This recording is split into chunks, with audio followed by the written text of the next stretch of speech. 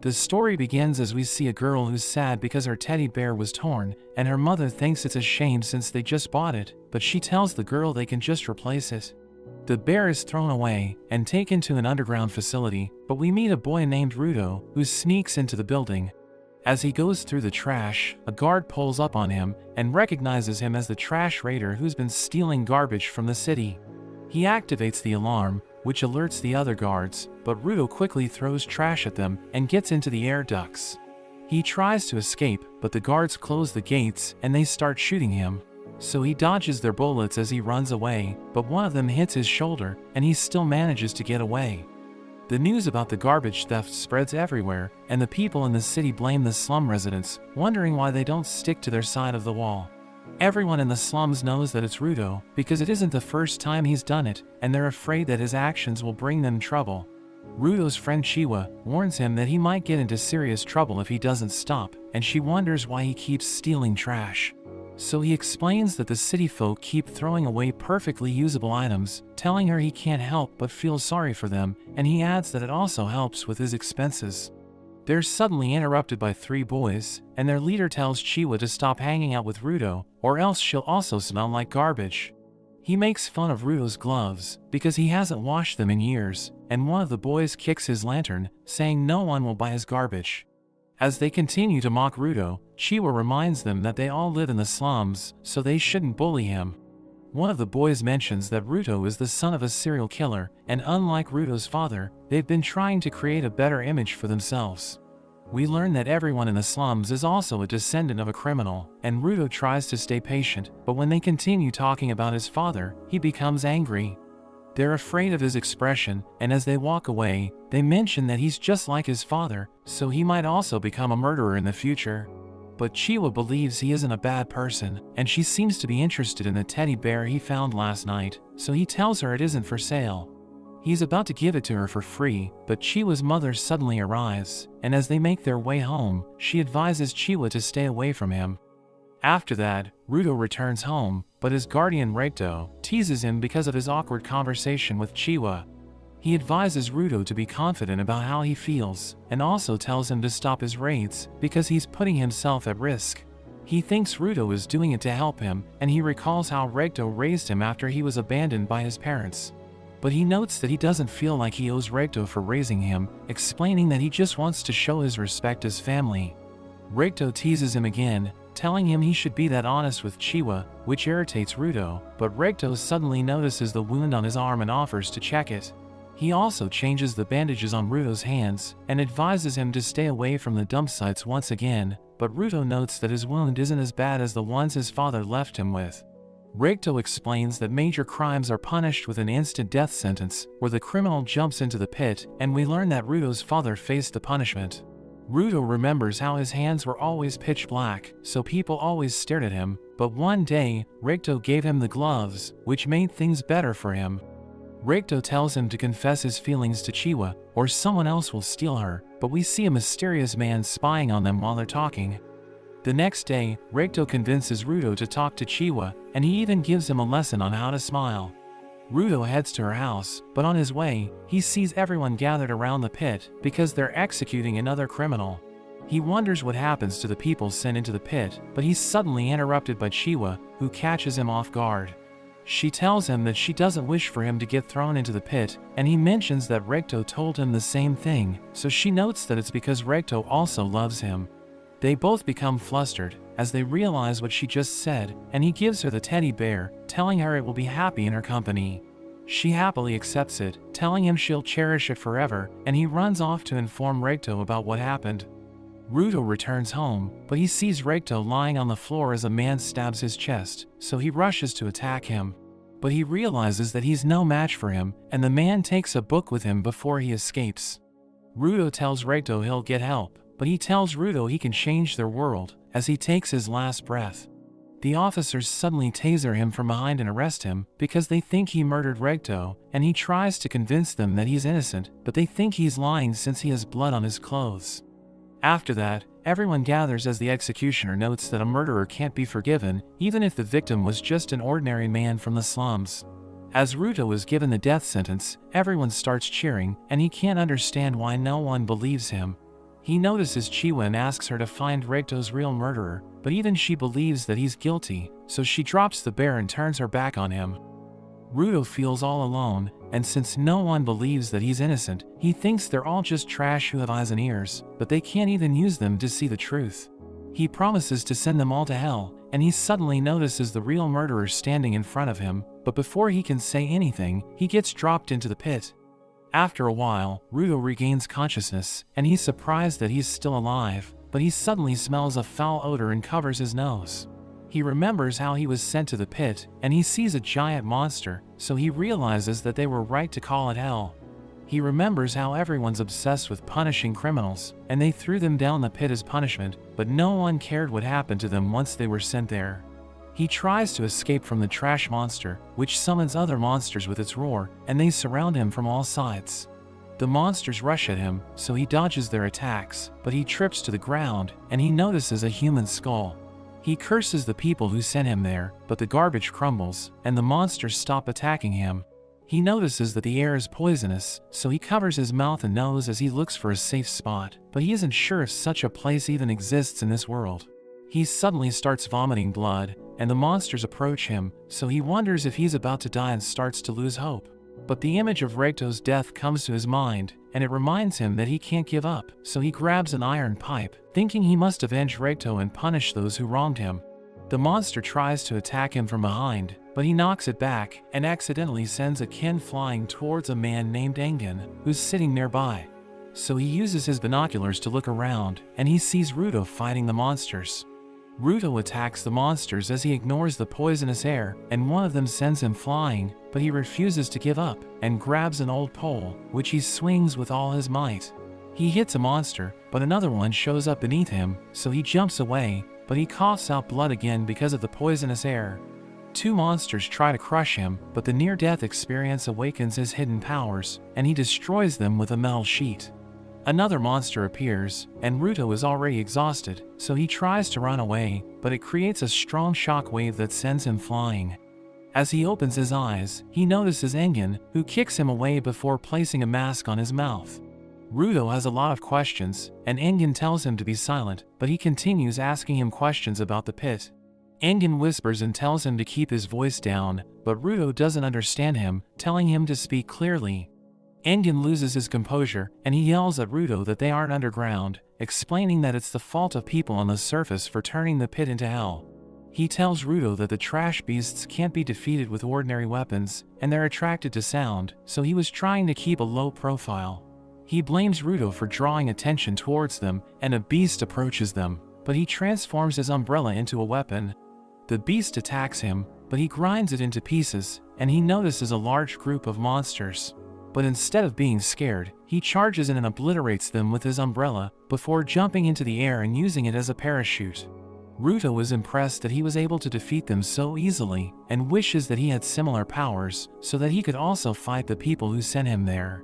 The last monster shoots acid at Engen, but he blocks the attack, and uses his special Umbreaker Octashredder to destroy the beast. Ruto asks him who he is, so he removes his mask, and introduces himself as a cleaner. But the toxic air stings his nose, and he once again blames Ruto for making him take it off, while Ruto collapses from exhaustion. We go back to Ruto's childhood, where he was bullied by other kids for saying objects are alive, because Rekto taught him that when an object is treated with care, a soul will inhabit it. Rekto reveals that it's an old legend, but he still believes in it, and Ruto wonders if his gloves have a soul as well, so Rekto tells him a soul will inhabit them if he takes care of them. We return to the present, as Ruto wakes up and finds himself chained, so he tells Engen to free him, but Engen just drags him away. He notes that Ruto should be thankful to him for saving his life, but Ruto doesn't understand what he means, so Engen explains how he passed out earlier. Ruto wants to climb back to the upper world called the Sphere, because he wants to get revenge, but Rekto tells him that it's impossible to return, so he should just accept his fate. Ruto refuses to give up, because he thinks Engen is hiding something from him, which makes Engen angry, so he decides to educate him on what kind of place they're in. Engen leaves him near a strange establishment with two trucks, and a group of masked men notice him, realizing he's from the Sphere. They're excited to see that he's still alive, because they mostly find Spheret's dead bodies, and he becomes nervous as they examine him, but they assure him that they won't harm him. They quickly start removing his chains, so he thinks they're nicer than Engin, but they suddenly chain him to their truck. They think they can sell him for a high price, and their leader mentions that the Spherets dumped waste on their ground, which has poisoned their air and land. It led to the creation of trash beasts, and those who were affected would love to torture him, because they blame the Spherets for ruining their world. The leader notices that Ruto is too thin, so he forces him to eat their trash food, but Ruto bites the flesh off his fingers and chews it along with the food. He tells them it's perfectly edible, and he once again taps into his hidden powers, which he uses to break free. He remembers how Regdo told him that treating objects with care makes them alive, and as he grabs the chain, his energy flows into it, which shocks the kidnappers. We see Engin watching him from a distance, and he's happy that Ruto is a giver, who can give life to objects just like him. The leader tells his men to attack Ruto, and he thinks a giver is useless without their object, so they should take his chain to defeat him. They struggle to get close to him, and one of them manages to disarm him, but he surprises them by grabbing a tire, which he turns into his weapon. Everyone's surprised seeing this, because it's rare for a giver to use more than one object, and he's able to take out the man. He's about to kill their boss, but Engin suddenly stops him, and Ruto regains his composure, asking Engin what just happened. The tire he was holding turns into dust, and his nose starts bleeding, as Engin tells him that his powers take a toll on his body. He apologizes for testing Ruto, and Engin knows that he has a lot of questions, so he promises to tell him everything. But in exchange, he must join their group of cleaners and fight monsters, but Ruto declines his offer. Engin takes Ruto to a clinic, and he calls his friend to tell him about recruiting Ruto, who he believes is a natural talent, but Ruto notes that he isn't ready to join them. He mentions that he needs to go back to the sphere, but the doctor tells him he's in no position to refuse, because Engin saved him by giving him a gas mask. As they leave the clinic, Ruto thanks Engin for paying his bill, and notes that he needs information, but he has no time to join their group. Engin reminds him how the people in their world view the Spherets, and notes that information isn't free, so he should just shut up and follow him. Engin takes Ruto to the city, and treats him to a burger, which surprises him, because he thought there would only be trash in the pit. Engin explains that garbage isn't the only thing that builds up on the ground, because emotions also build up anima, which converts into energy, and it's the reason why the trash beasts exist. He reveals that they mostly stay in the garbage dumps, but they sometimes attack the city, and regular weapons don't work on them, but his gloves can beat them because they also have anima. Engin notes that when an object is treated with care for a long time, an anima inhabits it, and they call these objects vital instruments. He tells Ruto that their organization needs more givers to fight the trash beasts, so Ruto wonders if in exchange for joining their group, Engin will teach him how to return to the surface. So he reveals that he doesn't know how to do that, but notes that his boss is a wise man, who might be able to help him. Engin asks him about his gloves, so he reveals that his dad gave them to him, and they're the only thing to remember him by. Engin thinks he should take care of them, which makes him emotional, because everyone else mocked him for his old gloves.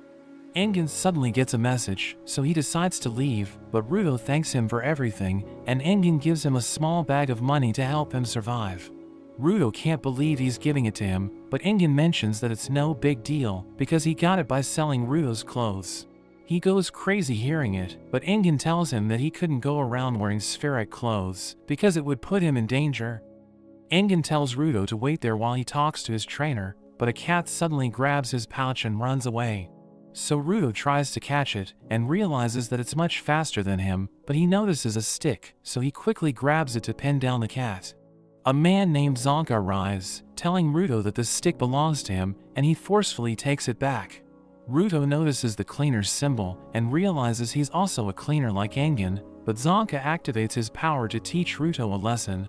His attack narrowly misses Ruto, and he mentions that Engin put him in charge of his training, but he never thought his student would be a thief.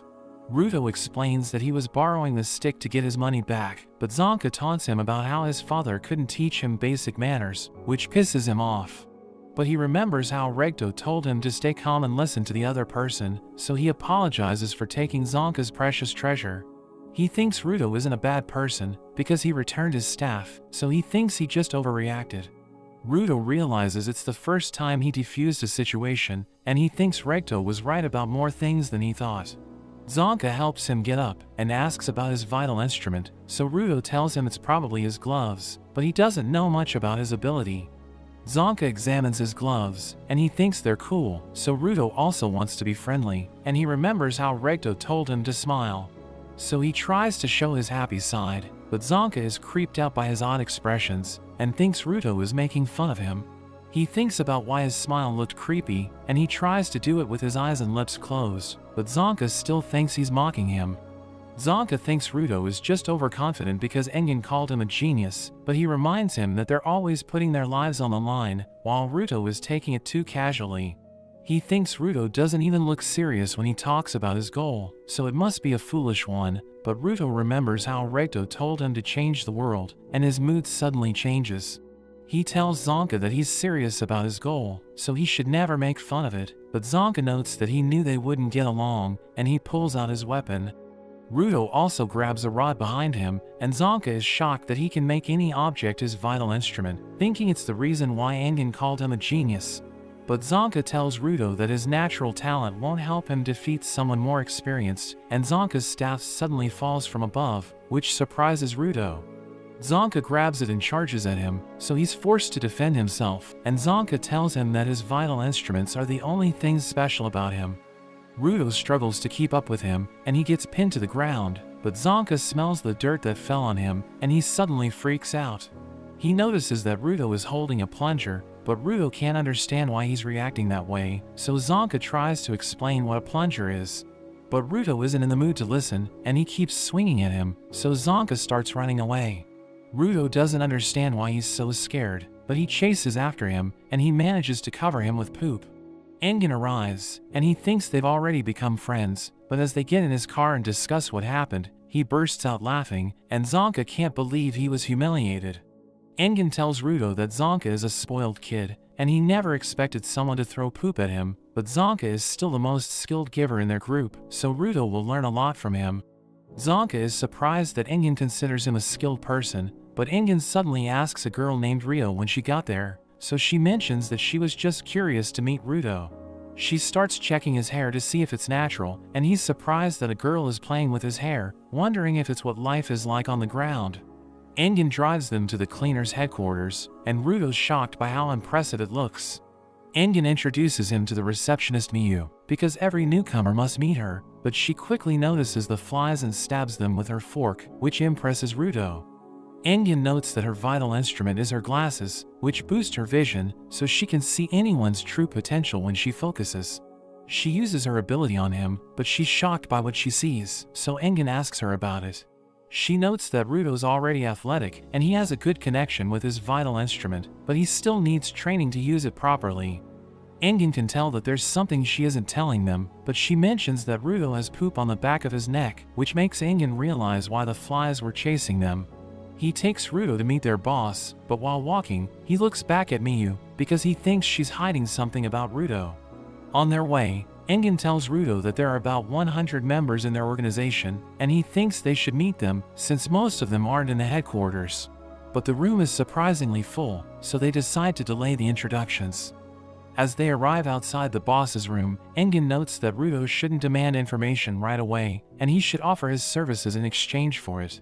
He also tells Ruto that he shouldn't ask the boss about his vital instrument, because even if they don't know about it, they still respect and follow his lead.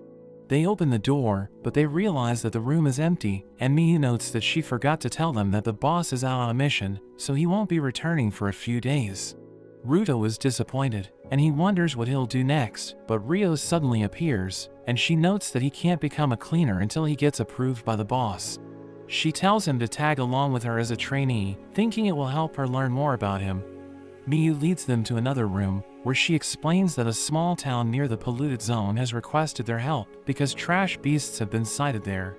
Ruto asks her about polluted zones, so she explains that the ground is divided into the safe zones that support human life, and the trash-filled polluted zones where trash beasts live. She reveals that the area where Ruto landed is called No Man's Land, and it's heavily polluted, so if they go there without a mask, they'll die within 15 minutes. She gives him a mask, and they all leave for their mission, but he wonders who the other guys are. So Rio tells him they're supporters, and they don't have special powers like givers, but they try to be useful. One of the supporters named Gris shakes Ruto's hand, which shocks him, because Gris has an extraordinary grip, and Rio notes that he can smash through the outer shell of a trash beast.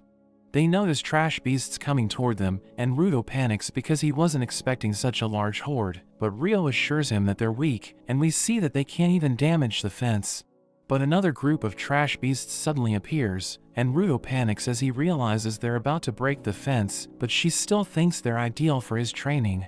She tells him they should quickly finish them off, so that they can return and celebrate his first mission, but he wonders why she's so laid back, because the beasts could kill them. She tells him that he needs to stay cool if he wants to survive, and he wonders if that's what he's missing, but a giant beast suddenly breaks through the barricade. Rio finds it impressive, but she thinks it isn't suitable for him to fight, so she prepares to take it on, and she throws a pair of scissors into the air. They suddenly become massive, and she uses them to cut through a horde of beasts, while Ruto is surprised that she can use the scissors with her feet. He realizes that everyone uses their vital instruments in their own way, but a trash beast suddenly attacks him from behind. So Gris stops it with his bare hands, and sends it flying towards Rio, who slices it in half with her scissors. She tells them to send more beasts towards her, so they all follow her orders, and Ruto realizes that they can't kill the trash beasts without powers, but they can disable them, so that the giver can deliver the finishing blow. They soon take out most of the small beasts, leaving only the giant one, so Rio shifts her attention to it. The supporters try to clean the rest of them, but a trash beast suddenly awakens, and it's about to attack a supporter, so Ruto rushes to save him. He thinks he can't be a burden, and he activates his powers, but he almost kills the supporter as his weapon transforms, so he realizes that he still can't control his abilities. The beast overpowers him, but Rio suddenly comes to his rescue, and praises him for being brave. They wonder if she defeated the giant monster, so she tells them how she cut it a few times, but it just won't go down. She can't understand how it could survive her attacks when she targeted its core, but she decides to keep pushing, and the supporters leave to report their findings to the headquarters. Rio jumps at the beast, and she starts cutting the tentacles coming out of its head, but she notices something bright underneath, which she thinks must be its core. She's about to attack it, but the beast reattaches the tentacles back to its head, and starts hitting the ground to push her off. It suddenly directs its attack towards Ruto, who isn't able to react, but it luckily misses its target. The ground starts crumbling, and as he falls, he wonders how he'll take revenge on the man who killed Recto when he can't even defend himself. Gris grabs him just in time, and he carries him on his shoulder, telling him to learn from the supporters, who are giving their all despite having no powers. Ruto sees Rio cutting up the monster, and she realizes that it's screaming because she found its weak spot. She jumps high into the air and launches her ultimate attack at its weak spot, which finally destroys the monster, and its body turns to ash. Gris wonders how she defeated it, so she shows him a cutter that was powering the beast, but he can't understand how a trash beast can have a vital instrument. Meanwhile, the leader of the kidnappers wakes up, and he can't remember what happened after he was defeated. But he notices a man named Jabber sitting on a sofa, and he asks the kidnapper about the location of the Spherite kid, because he was talking about him in his sleep. At the cleaners' headquarters, Rio throws a welcome party for Ruto, and Zonka also joins them, but he notices that Ruto is sitting with his head down. He asks Rio what happened to him, so she tells him that he's been like that ever since he failed to use his vital instrument, and Zonka finds it sad. But he asks her about the strange beast they encountered, so she tells him that instead of finding a core, they found a vital instrument inside it. She notes that she didn't know what to do, so she decided to leave it to her seniors and enjoy the party instead. Gris notices Ruto sitting alone, so he tells him he did great, but Ruto thinks he was useless. Gris reminds him of how he saved a supporter named Folo, but Ruto still thinks that he was a burden to the group since he couldn't use his powers properly. He's frustrated because even on the sphere, Recto had to cover for him, and he feels like he can never live up to anyone's expectations. Gris thanks him because unlike other new cleaners, who think supporters are useless since they don't have powers, Ruto treats them with respect. Gris believes that instead of thinking about getting stronger or fulfilling other people's expectations, he should think about what he really wants with his life. He tells Ruto to believe in himself, and Engen suddenly joins them, wondering why Ruto hasn't eaten anything, and everyone encourages him to have fun at the party. Meanwhile, Jabber tortures the kidnapper's leader and asks him for more information on Ruto, but he mentions that he's already told him everything, so Jabber finishes him off. At the cleaner's headquarters, Miyu receives a request, and she calls the whole team to inform them about the situation. Zonka wonders why Ruto is also there, because he hasn't officially joined the cleaners yet, so Miyu explains that the job is relevant to him.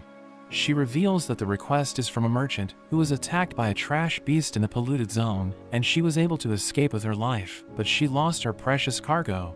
She needs them to defeat the trash beast and retrieve her cargo, which is actually a living spherite, and they're all shocked to hear it. Ruto knows that he can't use his powers properly, but he still decides to accompany them because it might give him a hint on how to return to the sphere. Miyu mentions that she would have asked Engen to lead them, but he's busy with something else, and he believes that Zonka will do a good job in his absence. Zonka is happy that Engen trusts his abilities, so he leads the group to the polluted zone, telling them it's time to get to work. On their way, Ruto asks Gris if he doesn't carry a weapon, so he reveals that he has a knife, but he trusts his hands more than that.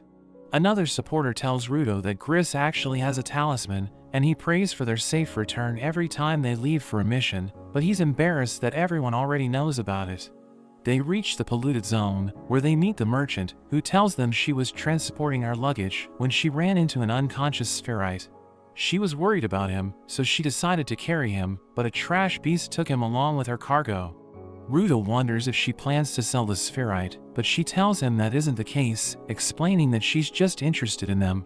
Zonka feels like something isn't right, because trash beasts usually attack humans on sight, and they don't just kidnap them. The merchant leads them to the building where the trash beast took the spherite, and Zonka tells everyone to be alert, because the trash beast can attack them from any direction. As they head inside, they find it empty aside from a figure in the distance, but the girl pushes them all forward, and they realize it's actually a doll. The floor suddenly sinks, and they're all taken to the lower level, while the merchant points at Ruto before turning into mud. They see two purple lights approaching, and Zonka realizes they've been tricked by raiders, while Ruto wonders if they're kidnappers. Gris tells him that they started as a group of thieves, but they've become more evil in the last few years, and he notes that all of them are givers. He tells 3 supporters to secure an exit route, while he and Folo will protect Ruto, and he asks Zonka if he can take care of the raiders. He tells them to lead it to him, and Ruto thinks he can deal with a few bandits alone, but Gris warns him that they aren't ordinary kidnappers. Zonka tells the raiders that he knew they would come after Ruto, but he didn't expect them to be so quick, and he thinks they plan to sell him for a fortune. But they reveal that they want to extract information about the sphere from him, wondering how he made it across the border without dying. Zonka realizes there's no trash beast in the area, but one of the raiders tells him they have mud monsters, as she creates dolls to attack him. He knows that she was the one who lured them there, but he's confident that he can win against her, and he activates his staff. But she tells him to be careful, as her partner comes out of a golem and attacks him from behind, sending him flying into the wall. The girl notes that cleaners only fight against trash beasts, so they have no idea how to fight humans, and she uses the same strategy as before.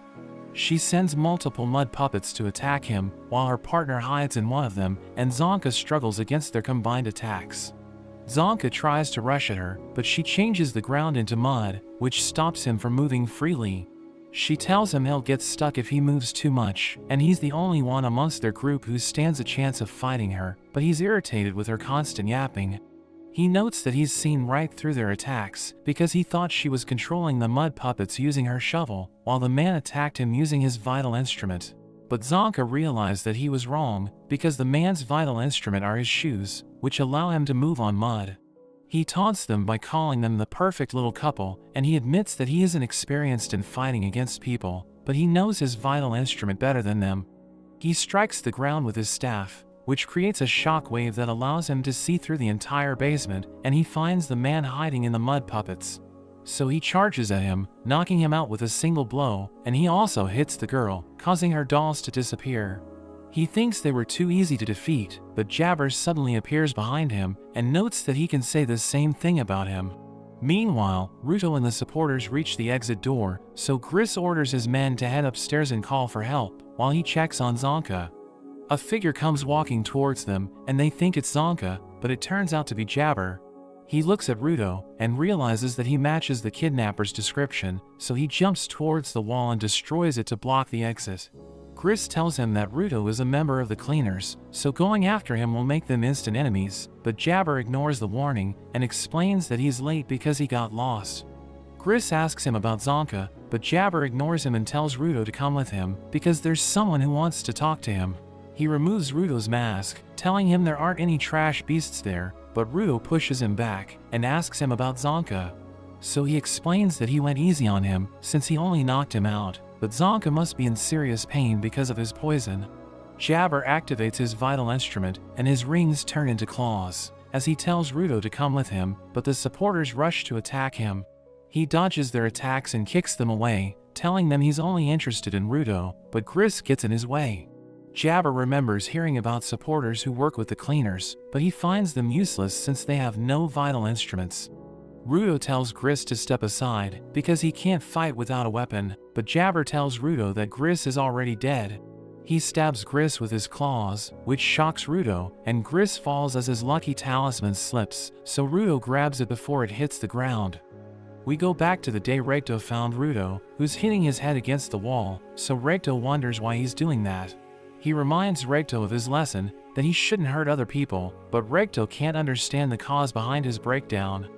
Rudo mentions that he just has so much anger inside him that it's hard to explain the reason, but Recto believes that it's because Rudo's parents abandoned him, and he thinks that he's worthless. Recto tells him that he just hasn't experienced good things, so he takes him outside where they do lots of activities, hoping to find something he really likes. It makes Rudo feel better, but Recto thinks that they still haven't found the one thing he really loves, and Rudo notices someone throwing trash, so he rushes there and retrieves it. He grabs a mask and starts crying, and Recto wonders what made him cry, so Rudo explains that people shouldn't throw away slightly broken things that have a whole life ahead of them. He mentions that he wants to fix it, and Recto realizes that it's more than just a projection of his own state, because Rudo can perceive the true worth of broken things. We return to the present, as Rudo activates Gris's lucky talisman, which shocks Jabber. Gris realizes that Rudo couldn't use his powers earlier, because his ability isn't just to convert things into vital instruments, but to draw out their full potential. Despite seeing the activated talisman, Jabber doesn't panic as he grows more interested in what Rudo's true powers are. Folo attends to Gris, while Rudo thinks it was because of his conversation with him that he finally understood what he really wanted to do. He promises to prove to Jabber that supporters aren't useless, and he prepares to fight him, but it only makes Jabber more interested in him. Folo realizes that Gris is losing a lot of blood, and he won't survive for long, but he mentions that he'll be fine. He thinks the reason Rudo couldn't use his instrument earlier was that he had negative emotions clouding his main purpose, but he thinks they no longer need to worry about it. Jabber rushes toward Rudo, and they start fighting, but Jabber wonders why Rudo is just holding his ground, asking him if he really wants to fight. He tells Jabber to come at him with everything he's got, but he fails to land a hit, so he becomes frustrated, wondering why his attacks aren't working.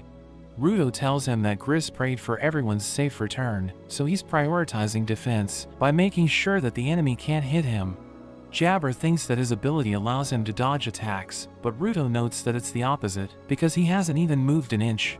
He reveals that the one who is actually moving is Jabber, which confuses him, so Rudo explains that the talisman allows him to know where Jabber is going to end up. He once again charges at Rudo, who stops him in midair, and explains that the talisman only has defensive powers, so he needs to use his fist to attack. He manages to land a punch, which makes Jabber's nose bleed, but instead of being worried, he seems to be enjoying their battle.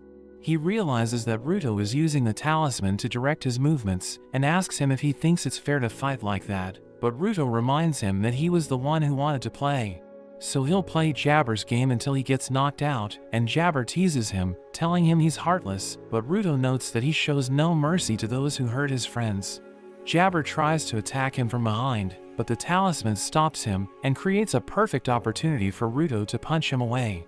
But Jabber refuses to give up, and he uses his speed to create a dust cloud, which blocks the talisman's vision. He cuts slabs of concrete and kicks them towards Rudo, who manages to dodge them, and Jabber closes in for a sneak attack. But the talisman once again detects his presence, and Ruto smashes him to the ground, but he immediately gets back up. Jabber starts jumping around, but every time he gets close to Ruto, he's immobilized by the talisman and gets hit. After getting bashed so badly, he can't even stand up because he's out of energy, so Ruto wonders if he's had enough, but Jabber laughs hysterically since he enjoys it.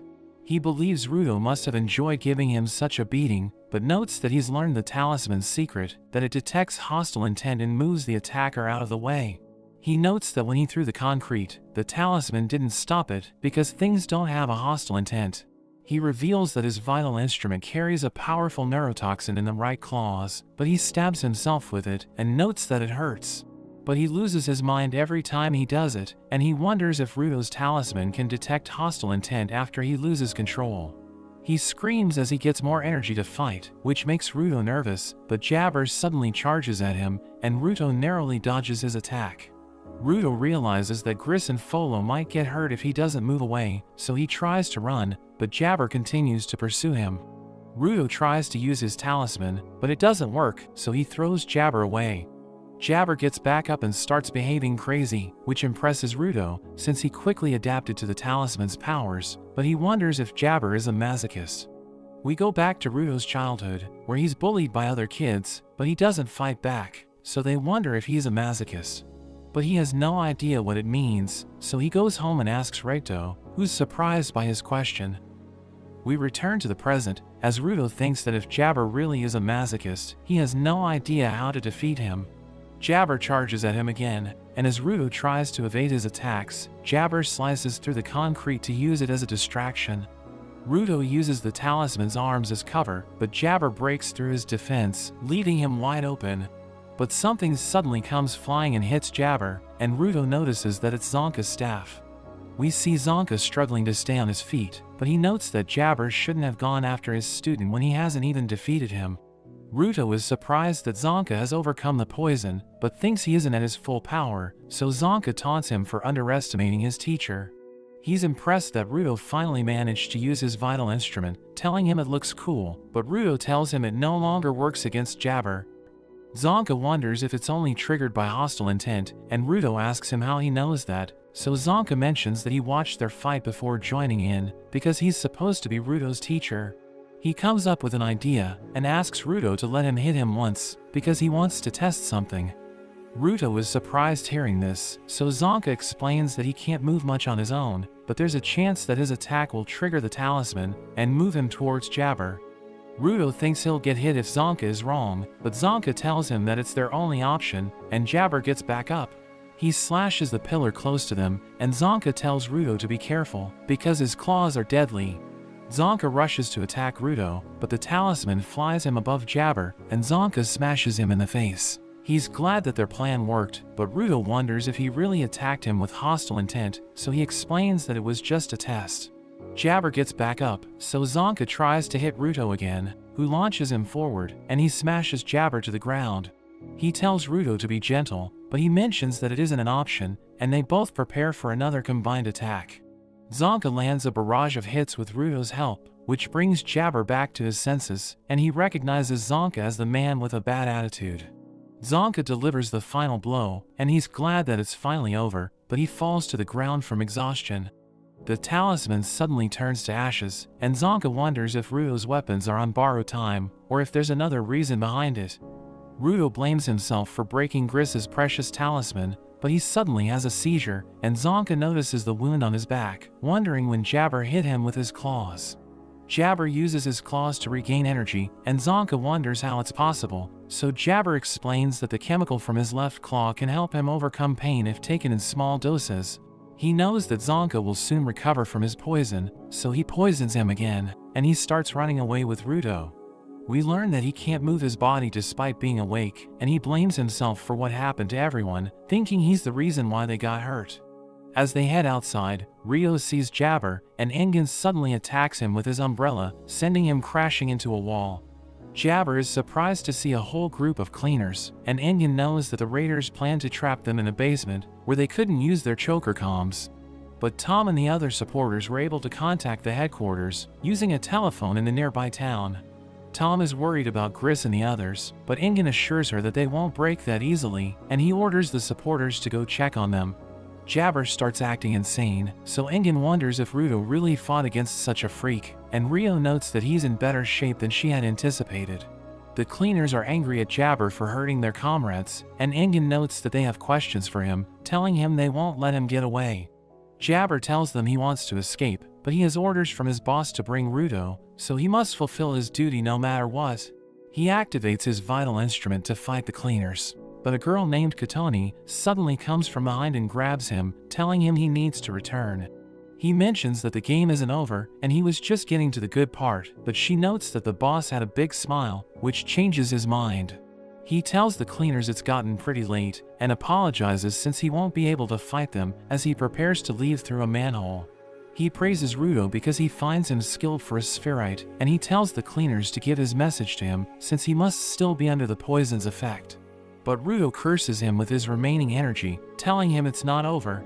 He's surprised that Ruto is still awake after such a heavy dose of poison, but Ruto mentions that he won't let him escape until he pays for what he did to Gris.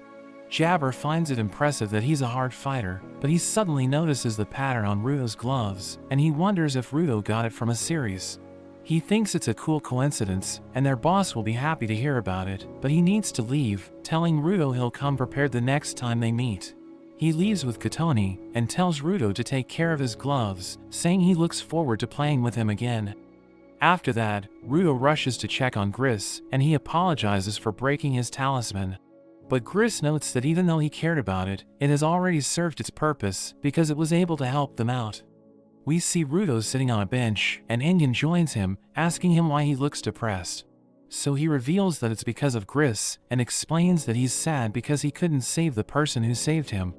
Ingen notes that Gris understood what he was getting himself into, and tells Ruto he put his life on the line to protect him, because Gris knew that he was a good person. Ingen tells him to give Gris his respects, so they head to the hospital, but he's surprised to see that Gris is still alive. Ingen starts teasing him, realizing he was sad because he thought Gris was dead, but he wonders how Gris is still alive, because he was stabbed through his chest. So he explains that it's because of the cleaner's medical team, revealing that he was saved by a girl named Isha, who's a giver with healing powers. He thanks her for saving him, and tells Fulo not to look sad, because he was the one who kept him safe when Jabber went berserk. Gris tells him to keep going at his own pace, because he can't rush his way to becoming a giver, and he cries hearing this. Gris praises Ruto for holding his own against Jabber, and tells him not to worry about the talisman, explaining that he's glad it was useful to them in the end. A man suddenly joins them, as he notes that one of the raiders mentioned the border, so he thinks they were researching the sphere. Ingen calls him the boss, so Ruto realizes that he's the leader of the cleaners, and he introduces himself as Corvus. He explains that he wanted to reject Ruto because he was only planning to stay with them to get information. But after learning that he put his life on the line to protect his comrades, and he even has powers that could contribute to their cause, Corvus welcomes him to the cleaners. Ruto heads to Corvus's office, where he explains that the border lies between the sphere and the ground, and it's said that anyone who tries to cross it will die. But he tells Ruto about a woman who lives near the border, and notes that a traveler once got lost in no man's land, so the woman helped them, but they asked her why she lives there. So she explains that she stays there to watch people who fall from above, and reveals that there are people who come and go without dying. Ruto thinks she might be able to help him return to the sphere, but Corvus tells him it will be a dangerous journey, and Ingen suddenly joins them, telling Ruto that the uniform looks good on him. After that, Ruto prepares to leave for no man's land, and Fulo tries to stop him, but he's determined to meet the woman there. Ingen tells him to relax, and explains that he'll die if he goes there alone, because he doesn't know the limits of his powers yet. Ingen notes that they also have the raiders to worry about, and Ruto wonders how they can become givers if they're evil. So Ingen explains that even bad people can become givers, because their morality has nothing to do with how they treat objects. He tells Ruto to relax for now, because they've been busy the past few days, so he tries to sleep in his room, but Rio suddenly appears, and offers to show him around the headquarters. She gives him a tour, and asks him what he did while he was in the sphere, so he reveals that he would just go through trash. She wonders if he had sweets in the sphere, so he reveals that he never had the chance to taste them, because they were only for rich people. but she mentions that they have sweets in the headquarters, and he's surprised to see them, while Engin tells him not to get addicted to them because they're more popular than drugs. Rio reveals that a group called the Vianders sold it to them, and Engin notes that it's hard to grow crops because of the pollution, so the Vianders collected givers who specialize in making food. Rudo tastes the sweets, and he can't believe how delicious they are, so he starts eating them all. But a boy suddenly stares at him, and Rudo thinks he must also like sweets, so he gives him a lollipop. The boy immediately eats it, and he asks for more, so Rudo wonders what's wrong with him, but a man stops the boy and apologizes for his behavior. After that, we see Rudo trying to use his powers on a knife, but it doesn't work, so Rio and Engin tease him, telling him it must be because of the sweets. Zonka knows that he likes to fix things people have thrown away, so he thinks his power only works on garbage, and they decide to give it a try. Rudo grabs onto a piece of metal, and it transforms into a weapon, so everyone realizes that Zonka was right.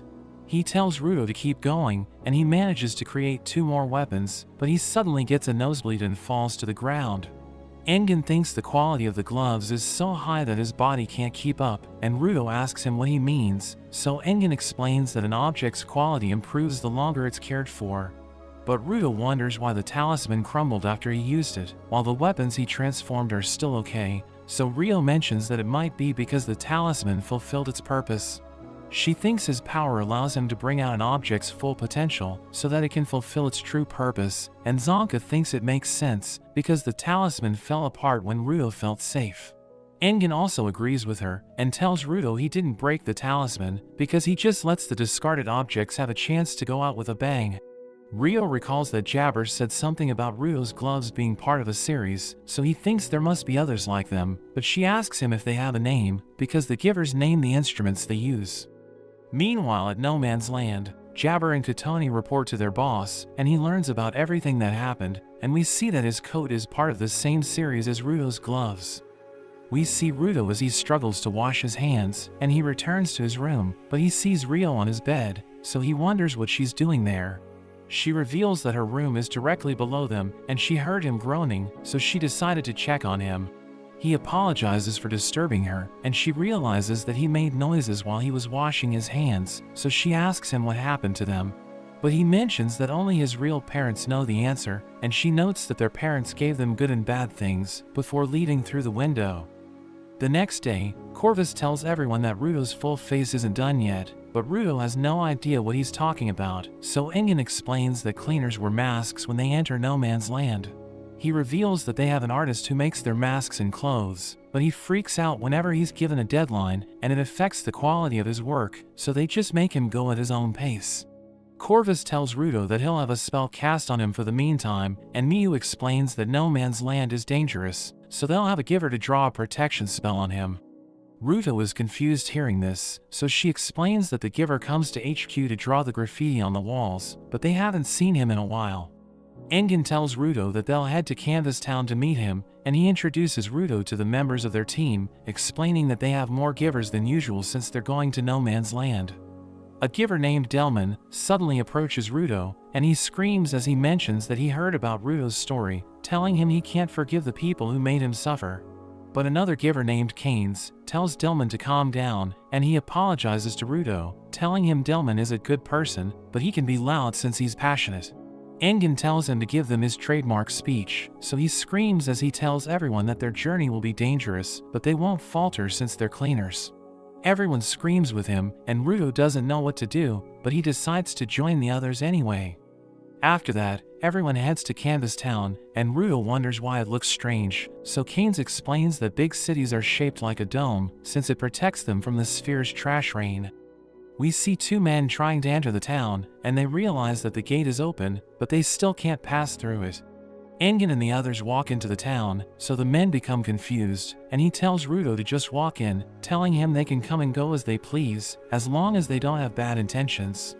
Rudo realizes that the town is full of graffiti, and Engin explains that the people on the ground like to paint, but not everyone thinks highly of it, so they made Canvas Town, where they can draw wherever they like. Rudo wonders what they're doing there, so Engin explains that they'll meet the artist giver, who has the power to put protective spells on anything he draws on. Engen reminds Ruto about the men who can't enter the town, revealing that it's because of the giver's spell, which prevents people with bad intentions from going through the gate. But Engen mentions that his vital instrument is a rare breed, since it can be passed down to another giver, and he suddenly bumps into a girl named Remlin. He asks her if she's okay, but he realizes that she's crying, and she completely ignores him.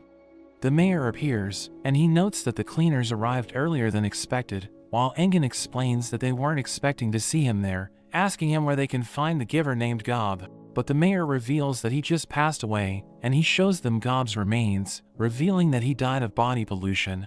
The mayor notes that he wasn't satisfied with the safe zones, so he went to the polluted zones to draw his paintings, but he didn't wear his mask since he was too focused on his art. Ruto realizes that he died because of the sphere's garbage, but Keynes tells him to get over it, since it's a common cause of death on the ground. The mayor notes that Gob has already picked a successor, and he explains that the vital instrument has been passed down to several givers, but he doesn't know how they choose the person who will inherit it.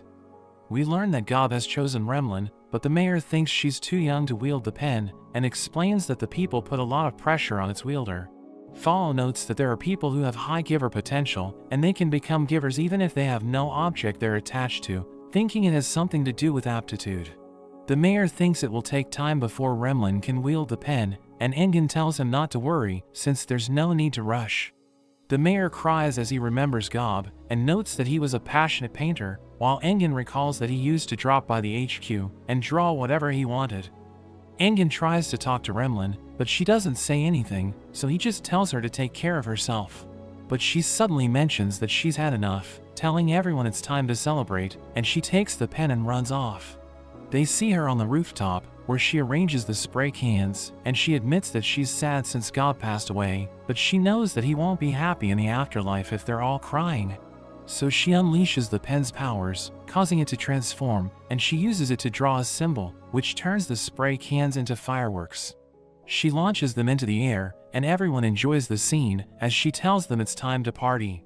She notes that they must celebrate Gob's life with parties and works of art, and the people start painting everywhere, while the mayor tells Engen that he won't get his spell anytime soon. But he mentions that it's okay, since he knows that Canvas Town is the city of freedom and joy, so they should take time to celebrate. After that, Remlin finishes working on Ruto, but we see that she made him look like a clown, so he becomes angry. She mentions that she wants to start over, and tells him she wants to work well with him, revealing that her powers can't affect people without their consent. She notes that she always gets permission before she draws on walls, thinking it's the reason why her spells worked, and Engen wonders if her abilities are the same as Gob's. She explains that she has a lot in common with Gob, since they're both playful with their art style, but they don't think alike, so their drawings are different. She prepares to draw a protection spell on Ruto, which will allow him to survive a major hit, and she transforms her pen into a tattoo machine. Everyone's surprised that it didn't turn into a brush, and they realize that she can transform the pen into anything she wants. But she notices that they don't want her to make a tattoo, so she turns the pen into a brush and draws the protective spell on Ruto's back. After that, Engen thanks the mayor for his help, but the mayor notes that drawing on 9 people took a toll on Remlin, since she appears to be exhausted. They reach the gate, where they see the man who can't enter, and they realize that Remlin inherited the pen. So they ask the mayor why he let her have it, since they think she isn't worthy to wield it, and one of them mentions that he's a better artist, so he should have inherited it instead. But the mayor tells them to be silent, and explains that they can't enter the city because of their attitude, telling them they don't deserve to be called artists since they only care about fame. Engen leaves with the others, so the mayor and Remlin bid them farewell, and Engen tells Ruto that they'll return to HQ to get his full face. But they first head to a dump site, and Engen tells Ruto to pick anything he wants, so he rummages through the trash. After that, they meet the artist August, who reveals that he has finally completed Ruto's mask, and he mentions that it will be a perfect fit, since he already took Ruto's measurements while he was sleeping. Ruto is shocked hearing this, and August notes that he didn't lock his room, so he was able to go inside while Ruto was sleeping. Isha suddenly approaches him and tells him to stop causing trouble for everyone, and she calls him her big brother, so Ruto realizes that they're siblings. The team prepares to leave, but Engen tells Ruto to remove his choker, and he realizes that everyone's injuring themselves, so he becomes confused. but Ingen tells him to hold out his choker while they put their blood on it, and he mentions that it's like a communicator, which they can use to talk to people they've traded blood with. Rudo puts it back on, wondering what kind of artifact it is, but Ingen tells him that they also need his blood. They start traveling to no man's land, but Ingen tells Rudo that he brought a lot of trash, and he notes that they need to walk at a certain point, so he orders him to just take what he can carry. They reach a desert called Penta, which is filled with waste matter that's turned to dust, and they see a monster approaching, so Rudo prepares to take it on. We see the full-face mask that August made for him, and he recalls how August taught him how to connect it to his oxygen tank, so that he can breathe while he's in no man's land. Rio fights 3 scorpions, and she cuts them down with her scissors, while another monster charges at Zonka, so he dodges its attacks, and uses his staff to stab its head. He gets surrounded by scorpions, but Ingen suddenly descends from the sky, and he uses his Octashredder to shatter the ground, wiping out the monsters in an instant. But he realizes that he missed one of them, so he tells Rudo to take care of it, so he charges him with a keyboard, which he turns into his vital instrument. He presses several buttons, and they fly up into the air, before crushing the scorpion to death. Ingen thinks there's trash buried under the dust, but he hears Gris as he scolds Tom for writing her reports during combat, telling her it's too dangerous. She explains that she wanted to write everything immediately, since she might forget about them, and she notes that she trusts everyone, reminding him that it's their duty to protect her. Rudo sees a woman approaching, and she introduces herself as Amo, but everyone wonders why they couldn't sense her presence. They aren't sure if she's the woman they're looking for, and Rio decides to ask her directly, wondering if she saw people traveling between the sphere and the ground.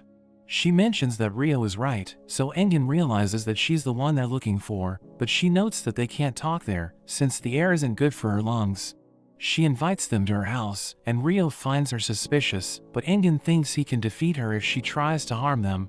She leads them to her house, which looks like an abandoned tower, and Rudo wonders if it can take them to the sphere. She invites them inside, and they think the place looks creepy, but she tells them to head to her living room for hospitality. They climb up the stairs, and she tells them they can remove their masks, since the air is safe to breathe, and she notes that she wants to see their faces while she's talking to them.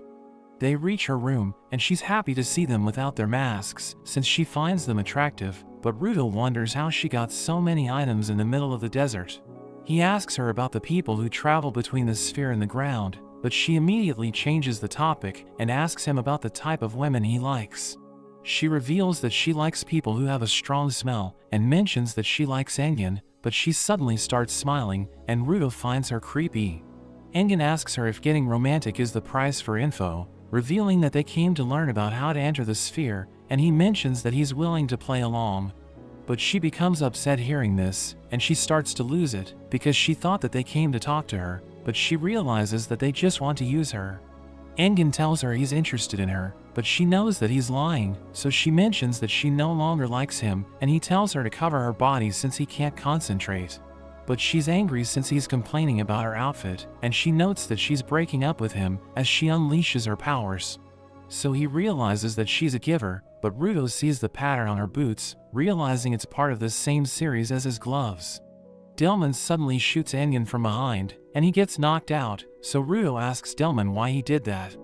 Rudo thinks Amo is controlling him, but she just asks him about the type of woman he likes again, and she wonders why he isn't answering her question. She mentions that she wants to talk to all of them since she doesn't get a lot of visitors, but she notes that she doesn't like Ingen. Rudo realizes that she's insane, and Zonka doesn't want to talk to her since she hurt Ingen, telling her he'll crush her since she's their enemy. She cries hearing this, and tells him he's mean for hurting her, but Delman suddenly starts attacking Zonka, who thinks she's controlling him. But he mentions that she's the reason why he fights, so he'll do anything to protect her, and Keynes knows that he isn't being controlled. So everyone becomes confused, and she tells them that Delman is her #1 fan, but Keynes knows that she's lying, since he knows that Delman wouldn't betray his comrades just to simp over her. But she tells them they were wrong about him, and he activates his vital instrument as he prepares to take them on.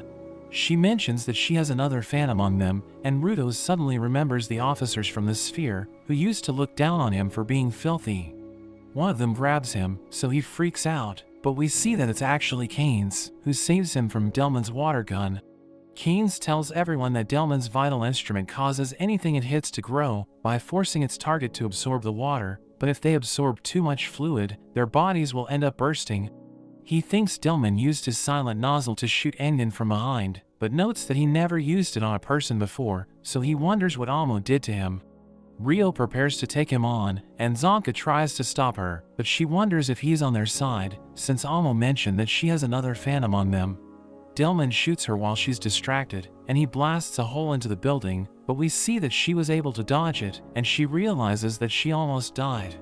Keynes tells Rudo to get back up, but he starts talking to himself, and we see that he's hallucinating about the officers in the sphere. Everyone smells something familiar, and we learn that Amo is making them hallucinate about their loved ones by using their sense of smell to make them remember their past. Rudo remembers Chiwa, who shows him the teddy bear he gave her, and she mentions that she'll treasure it forever. But he recalls that she just threw it away when he was about to be thrown into the pit, and he starts talking to Amo, so Keynes realizes that she's making him hallucinate. She reveals that she's using her boots to make a smell, which reminds everyone about the happy moments they spent with the people they love, and it makes them want to protect her.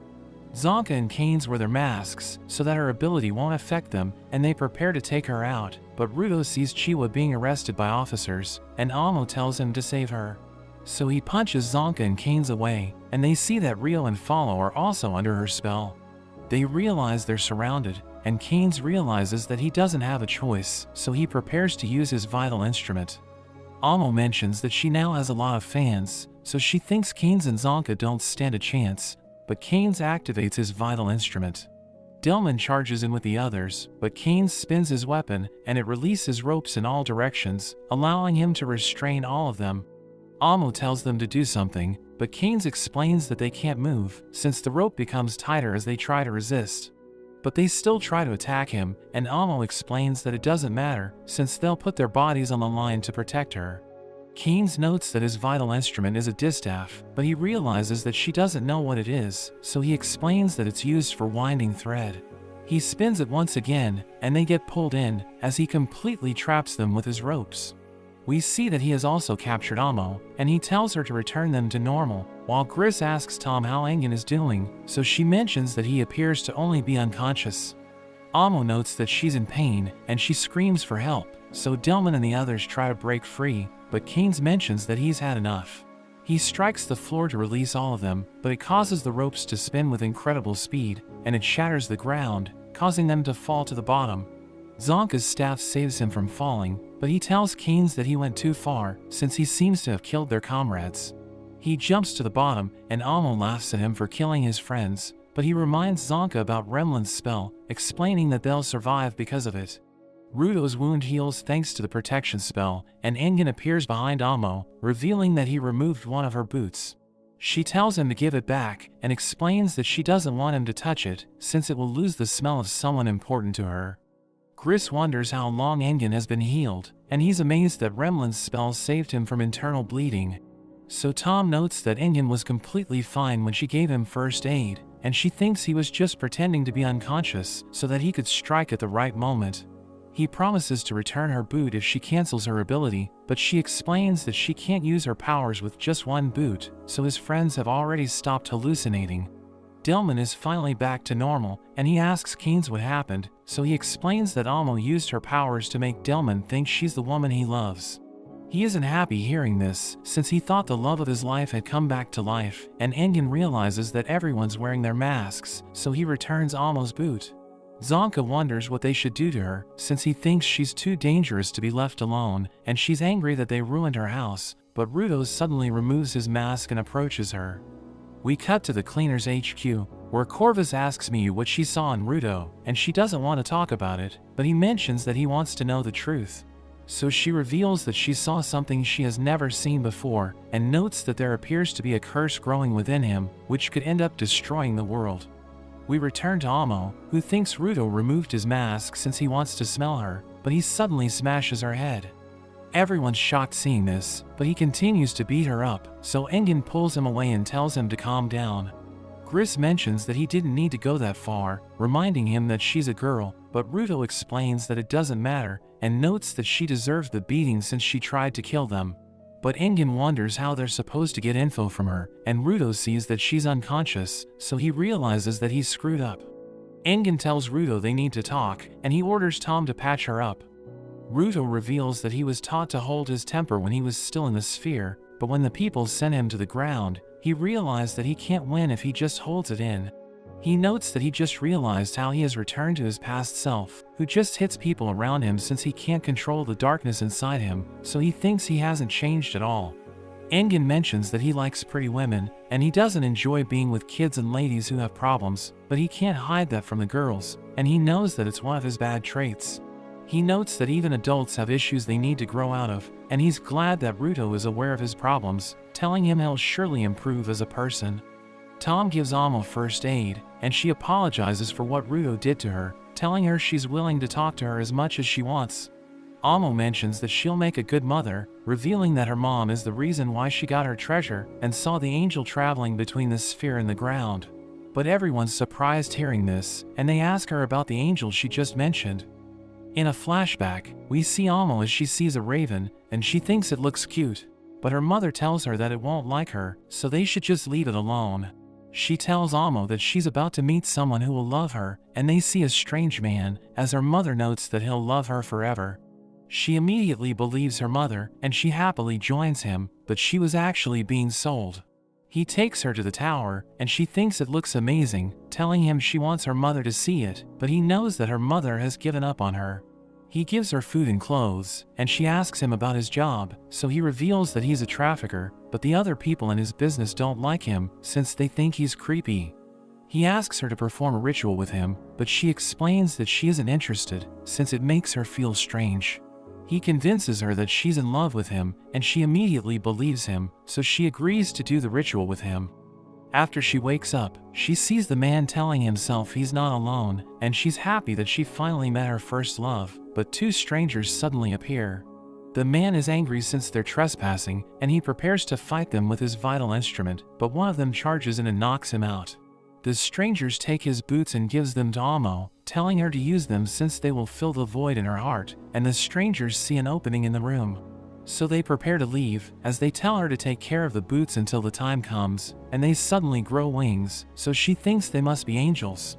She watches them as they fly away, and the man wakes up, so she tells him she just saw an angel, but he suddenly pushes her down and scolds her for taking his boots. He kicks her as he calls her a thief, and notes that she's supposed to follow his orders, but she suddenly realizes that her situation isn't normal. She thinks about how her feelings have suddenly changed, realizing it's because of the boots, and she believes that they suit her better, so she refuses to hand them over. She activates their powers, and the man wonders why they're responding to her, since vital instruments can only be used by their owners. She notes that she doesn't know anything about vital instruments, but the angels told her to keep the boots, and she mentions that her heart feels full when she holds them, so she wants to keep them. The man refuses to let her have them, and he tries to take them from her, but she mentions that her heart is filled with emotions, and begs him to let her keep the boots. But he tells her to let go since they belong to him, and she starts to lose it, so she screams at him to give her what she wants. But he kicks her, and they start fighting over the boots, but she ends up biting him and pushing him out of the tower. She realizes that she just killed him, and she starts asking herself questions, wondering how she ended up there. She knows that her mother sold her, but she refuses to accept the truth, so she tells herself that her mother sent her away so that she can fall in love with someone. After that, Amo discovers her powers, but she lives a lonely life in the tower, so she wants to be loved by people, and we see her watching the angels as they travel between the sphere and the ground. We return to the present, as Tom realizes that Amo has a tragic past, and everyone wonders if the angels are givers. But Keynes thinks they are real, and mentions that she must have been hallucinating, since she's mentally unstable. Rio asks her about the angels, so she reveals that she doesn't know much about them, but she mentions that they returned to the ground about a month ago, which is around the same time Ruto arrived. She draws the angel on the floor, and Ruto recognizes him as the person who killed Recto, so he realizes that he can find him on the ground. Ruto gets fired up, and he's determined to find the angels, so that he can get answers from them and avenge Recto. But Alma wonders if he's just like her, asking him if his gloves made his heart human, since she knows that their vital instruments belong to the same series. She notes that they suit people who have a big hole in their hearts, revealing that she felt human after she got her boots, and they helped her understand her situation. She starts crying as she notes that the man mistreated her, and she admits that she wants someone to love her since she's lonely, so she waited for people to come visit her. But she knows that their meeting didn't go well, and she tells Ruto he doesn't need to apologize for beating her up. She notes that the world never changes, since everyone only uses their hands to hit other people, but he tells her they need to hold their hands out to each other, because it's how they can form connections. He admits that he doesn't know how to do it, but he wants to learn with her, and she's happy hearing this. After that, the cleaners prepare to leave, and she tells them she'll stay in the tower for a while, but she wants them to visit her when they get the chance. They bid her farewell, and as they leave in their car, Engin notes that they didn't learn how to cross the border. But they at least got something from visiting Amo, since they learned about the existence of angels, and even saw a vital instrument with the same symbol as Ruto's gloves.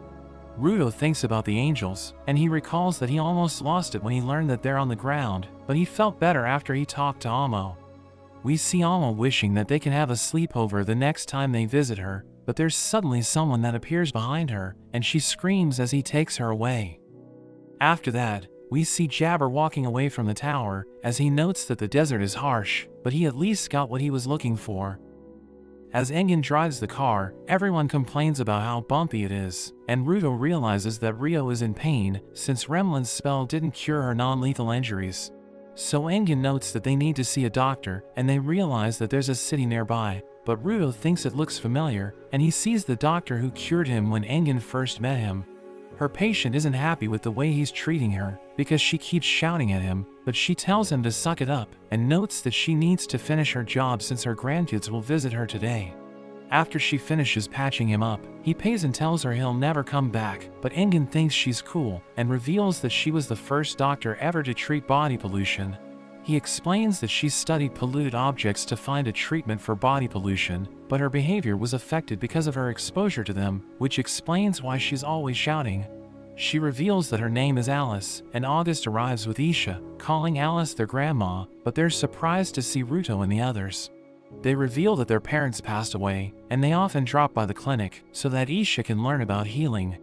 Engin notes that they have a strange family, and after they heal Ruto and his friends, August prepares to leave with Isha, but he tells them to find shelter, since it's about to rain trash. They find a place to hide, and Engin tells Ruto that countless people have died because of the rain, while Keynes notes that it's the reason why people from the ground hate the sphere. Rio wonders how Ruto and the angels were able to get past the border, and he explains that he doesn't know, since he doesn't remember everything clearly, but he feels like he saw something. Engin receives a call from Miyu, who asks them where they are, so he reveals that they're on their way back to HQ. But she tells him to go around the back way, since they're dealing with an infestation. Engin drives everyone back to HQ, and Ruto asks him what Miyu meant, so Engin opens a secret door, and reveals that it's the back way she was referring to. He notes that there are pests outside the HQ, but Ruto isn't sure what he means, so he explains that he's talking about marauders. Ruto thinks they're dangerous, so he notes that they need to support Miyu, and Engin mentions that they need a break, since they just returned from no man's land. The marauders fire a rocket at the HQ, and they demand that the cleaners give Ruto to them, threatening to burn the base if they don't cooperate. But Miyu talks to them through a speaker, and notes that she's glad to see them in the open, so they explain that they want to fight fair. But we learn that they're just a distraction, and their companions are trying to break into the HQ. They threaten to put another hole in the base, but they realize that the rocket didn't do damage, and their companions join them, telling them they can't get into the building. Miyu tells them they need permission from the invincible shut-in to enter, but she comes out to fight them, and tells them to bring it on. One of them fires a rocket at her, but she uses her ability to slow down time, and throws it back towards them, causing them to explode. They open fire, but she dodges their bullets thanks to her ability, and easily beats them up. Engin isn't surprised that she defeated all of them, and she tells him they're just low-level punks, but she wonders how they found out that there's a spherite in the base. We see a man drinking in a bar, and we learn that he always goes there to unwind, but he sees the cleaners and thinks they're creepy, since they have a nasty look in their eyes. But Rio tells Ruto that she accidentally finished his drink, and the man freaks out when he sees him, since he looks like he's about to lose it, so the man runs away. The cleaners start eating together, but Ruto thinks they don't have time to relax, since their base was just attacked, but his friends tell him it's important to take breaks.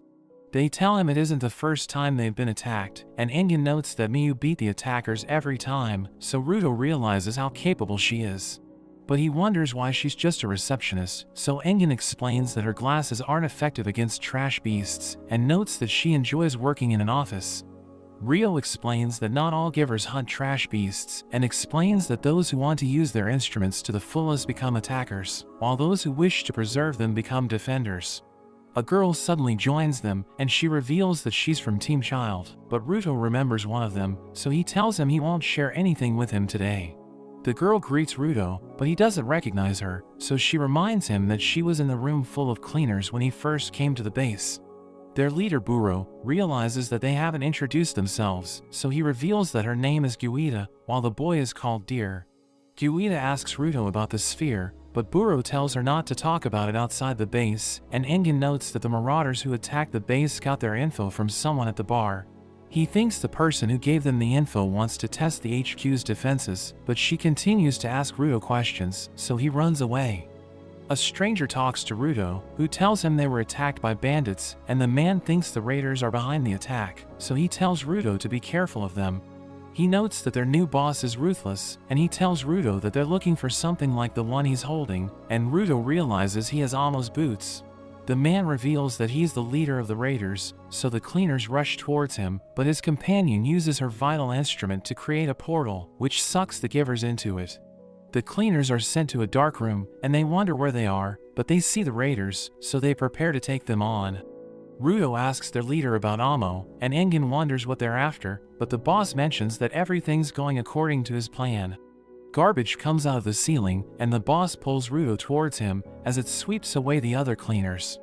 Zonka struggles to stay in place, but he sees Engen riding his umbrella, and he tells Zonka he'll get buried if he fights the current, so he decides to just let it carry him, but they end up getting separated.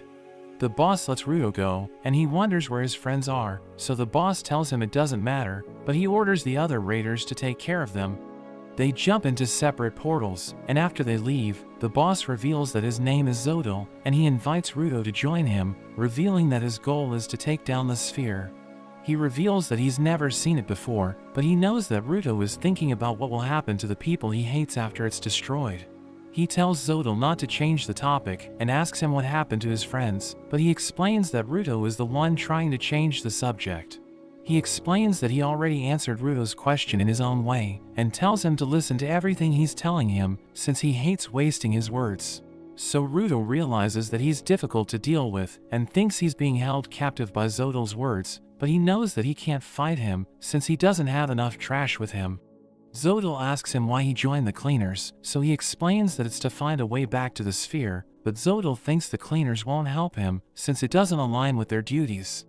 Rio wonders where the other cleaners are, and she walks around to look for them, but a girl named Noerd suddenly appears behind her.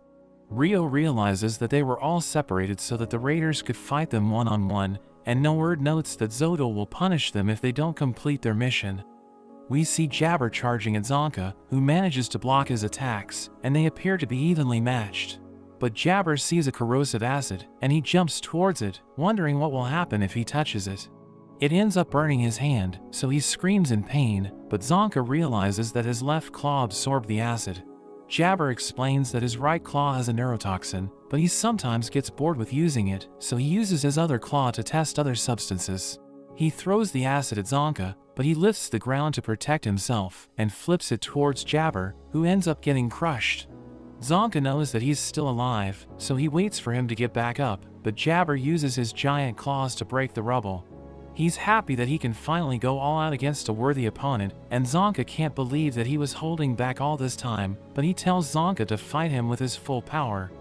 We see Engen waiting for a raider to approach him, and he starts taunting him, but the raider doesn't come out of hiding, and he thinks about how cool Engen is. Deer and Buro wonder where they are, so their opponent reveals that they're underground, telling them they can use their chokers to confirm it. Rio realizes that her choker isn't working, since she isn't on the surface, and Noerd reveals that their orders are to kill them. She prepares to fight Rio, who takes out her scissors, but notes that she doesn't like fighting against people. No Word tells her not to hold back if she wants to see her friends again, so she activates her vital instrument and uses it to cut No Word's hair. She realizes that it's difficult to dodge Rio's attacks, but she explains that she doesn't want blood on her scissors, so she plans to just use them to cut No Word's hair. She thinks she has the advantage, since No Word's vital instrument is her comb, so she probably uses her hair to fight. Rio charges in, but she suddenly realizes that she can't move, and she falls to the ground, wondering why she was hurt when she touched No Word's hair. So she reveals that her vital instrument is a plastic comb, which creates static electricity, and she tells Rio she'll be shocked if she touches her hair.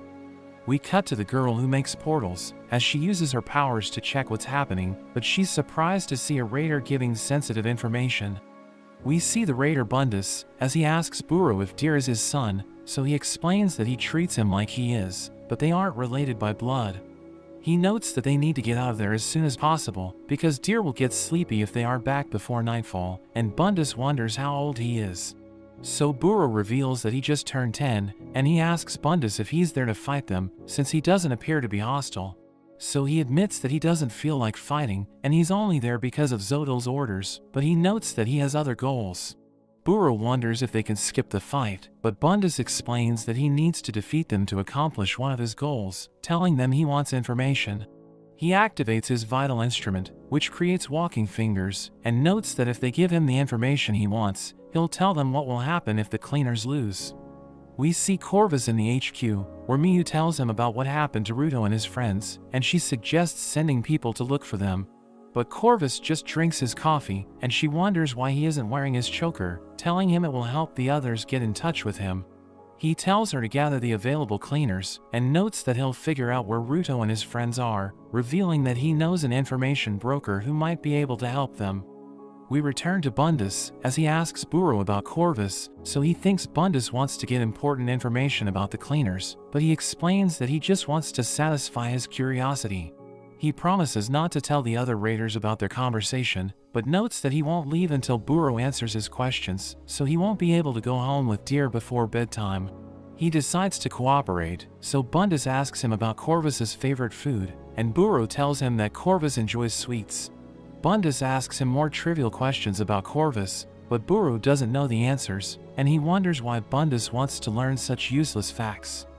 Deer starts to get impatient, so Buro doesn't know what to do, but Bundus tells them it's his turn, and reveals that the raiders plan to feed the cleaners to a trash beast. He notes that the raiders were able to cultivate trash beasts, and Buro wonders why he's just telling them about it for free. But he explains that the information Buro gave him about Corvus is valuable, since it made him understand Corvus better. We return to Jabber, who reveals that he has spent a lot of time fighting opponents stronger than him, but he ended up becoming so powerful that average fighters are no match for him. He reveals that he enjoys going all out and fighting opponents he can't defeat, since it makes him feel alive, and he tells Zonka to show him his full power, but he can't think of a way to defeat Jabber. We cut to Zodil, who knows that the sphere is a place of abundance because of the trash they throw away, and he notes that humans change depending on their environment. But he wonders why he and Ruto have the same look in their eyes, since Ruto was raised in the sphere. We learn that Jabber told Zodil that Ruto smells like him, so he became interested in Ruto and wanted to meet him, but he tells Zodil that he could have talked to him like a normal person. He adds that he doesn't want to take down the sphere, since he just wants to return so that he can beat up the people who ruined his life, and he tells Zodil they aren't the same. But Zodil wonders what's considered normal, and he tells Ruto about the cult that worships falling trash, revealing that many of its followers end up getting crushed by the same trash they worship. He thinks it's normal for them since it's all they know, and they get labeled as heretics for going against it. But he notes that there's a way to snap them out of their delusion, saying a shock to the system will wake them up. He knows that Ruto was able to control his powers after Jabber shocked him, and he thinks about who Jabber is fighting, wondering if he'll awaken his powers or end up dying. We return to Zonka, as Jabber charges at him, and he thinks he doesn't stand a chance since he lacks talent, but he still decides to fight with everything he's got. Jabber pushes him back and attacks him with his claws, and Zonka manages to avoid it, but Jabber lunges at him and shatters the ground. Zonka destroys the rocks that are about to hit him, but Jabber appears behind him and knocks him back, before spinning his claws around to create a tornado. Zonka rushes forward, and swings with all his might, but Jabber appears above him and kicks him away. He tries to finish him off, but Zonka uses his teeth to stop Jabber's claws, telling him he won't die yet. He uses his staff to smash Jabber's ribs and punches him away, and he starts going on the offensive, so Jabber realizes that he was right about him, telling him to keep on fighting. So Zonka jumps forward and tries to kick him, but he manages to dodge it. So Zonka grabs onto his staff and spins around, and he manages to kick Jabber, but he uses his left claw to slash Zonka's leg. He falls to the ground, and Jabber reveals that when he's in all-out mode, his left claw holds 3 of the most recent toxins he used, so he thinks Zonka is done for. He sees him struggling because of his wound, but he shows him no mercy as he stabs him with his claw. In a flashback, we learn that Zonka is from a noble family known as the Najika clan, which has produced elite warriors for generations. His father tells him to follow in his footsteps and join the Hell Guard, so he enrolls in the academy, where the instructor reveals that the Hell Guard's goal is to keep humanity in line. We see 2 students talking about a girl who has exceptional talent, but they stop as Zonka walks past them, and they think they're nothing compared to him, since he's the top student in their class. They think he's a natural talent, and he's confident that the other students will never catch up to him, but we learn that he's working hard behind the scenes to keep the top spot. The teacher arrives in the classroom and tells the students that there's been a rise in giver crimes lately, so they need a Hell Guard that can stand up to givers. He notes that the class has been studying in the academy for 3 years, but they need a new talent in the Hell Guard, so he introduces a girl named Hyo to everyone. He explains that they made an exception for her and allowed her to join their class, revealing that she grew up in the slums, but her abilities are unrivaled. She defeats Zonka in a sparring match, and their classmates can't believe it, while the teacher is impressed, telling her she beat everyone during her first sparring session. He thinks she'll take the Golden Throne, which is the most exalted seat that's awarded to the best student of the year, but her classmates don't like her, since they think she's arrogant. They think she was only able to defeat them since her style caught them off guard, but they're surprised that she beat Zonka, who notes that he needs to train harder to catch up to her. He acts cool and walks away, but we see that he's actually upset, since he did his best during their sparring match, but he still lost to her. He notes that he'll train harder to keep the top spot, but Hyo tells him his nose is bleeding, and he realizes that she hurt him. As she washes her face, he tells her she's doing great, since she just joined the class, but she's already a Golden Throne candidate. She wonders what's so special about the Golden Throne, so he explains that everyone wants to sit on it, because the best Hell Guards have taken that spot in the past. But she thinks he just wants to take it so that everyone will think he's impressive, telling him it isn't worth it. Their classmates eventually realize that she's the real deal, so they start treating her with respect, and Zonka thinks they're disgusting. But he realizes that he's even worse than they are, since he thought he was better than everyone else. During their special class, the teacher shows the students the weapons he gathered, and tells them to pick the one they like. He explains that Hell Guards must be able to use several weapons, but picking a good weapon is an important skill, and the staff catches Zonka's eye. After that, Engen asks Zonka what he's doing at the bottom of a well, and he can't believe that Zonka has been there for 3 days. He explains that he crawled into the hole after the special class, where his classmates chose the weapons that looked effective, but he decided to go with the staff. He thought it had hidden powers, but it turned out to be just a random stick that had gotten mixed up with the other weapons. So everyone stared at him for choosing it, which made him embarrassed, while Hyo picked a sword as her weapon. He thinks he's the worst, since he wanted everyone to think he was a natural talent, but he now knows that there's nothing special about him. He notes that he wants to die, since he thinks he's as lame as the stick he chose, but Engen wonders if a mediocrity like him can beat natural talent. He knows that Zonka still hasn't given up, since he's still holding onto his staff, even though he knows that it's just a random stick. As Engen prepares to leave, he notes that he'll return to the city, and he wants to see if Zonka can defeat fighters that are more gifted when he sees him again. Zonka climbs out of the well, and we return to the present, as he gets up and summons the staff to his side.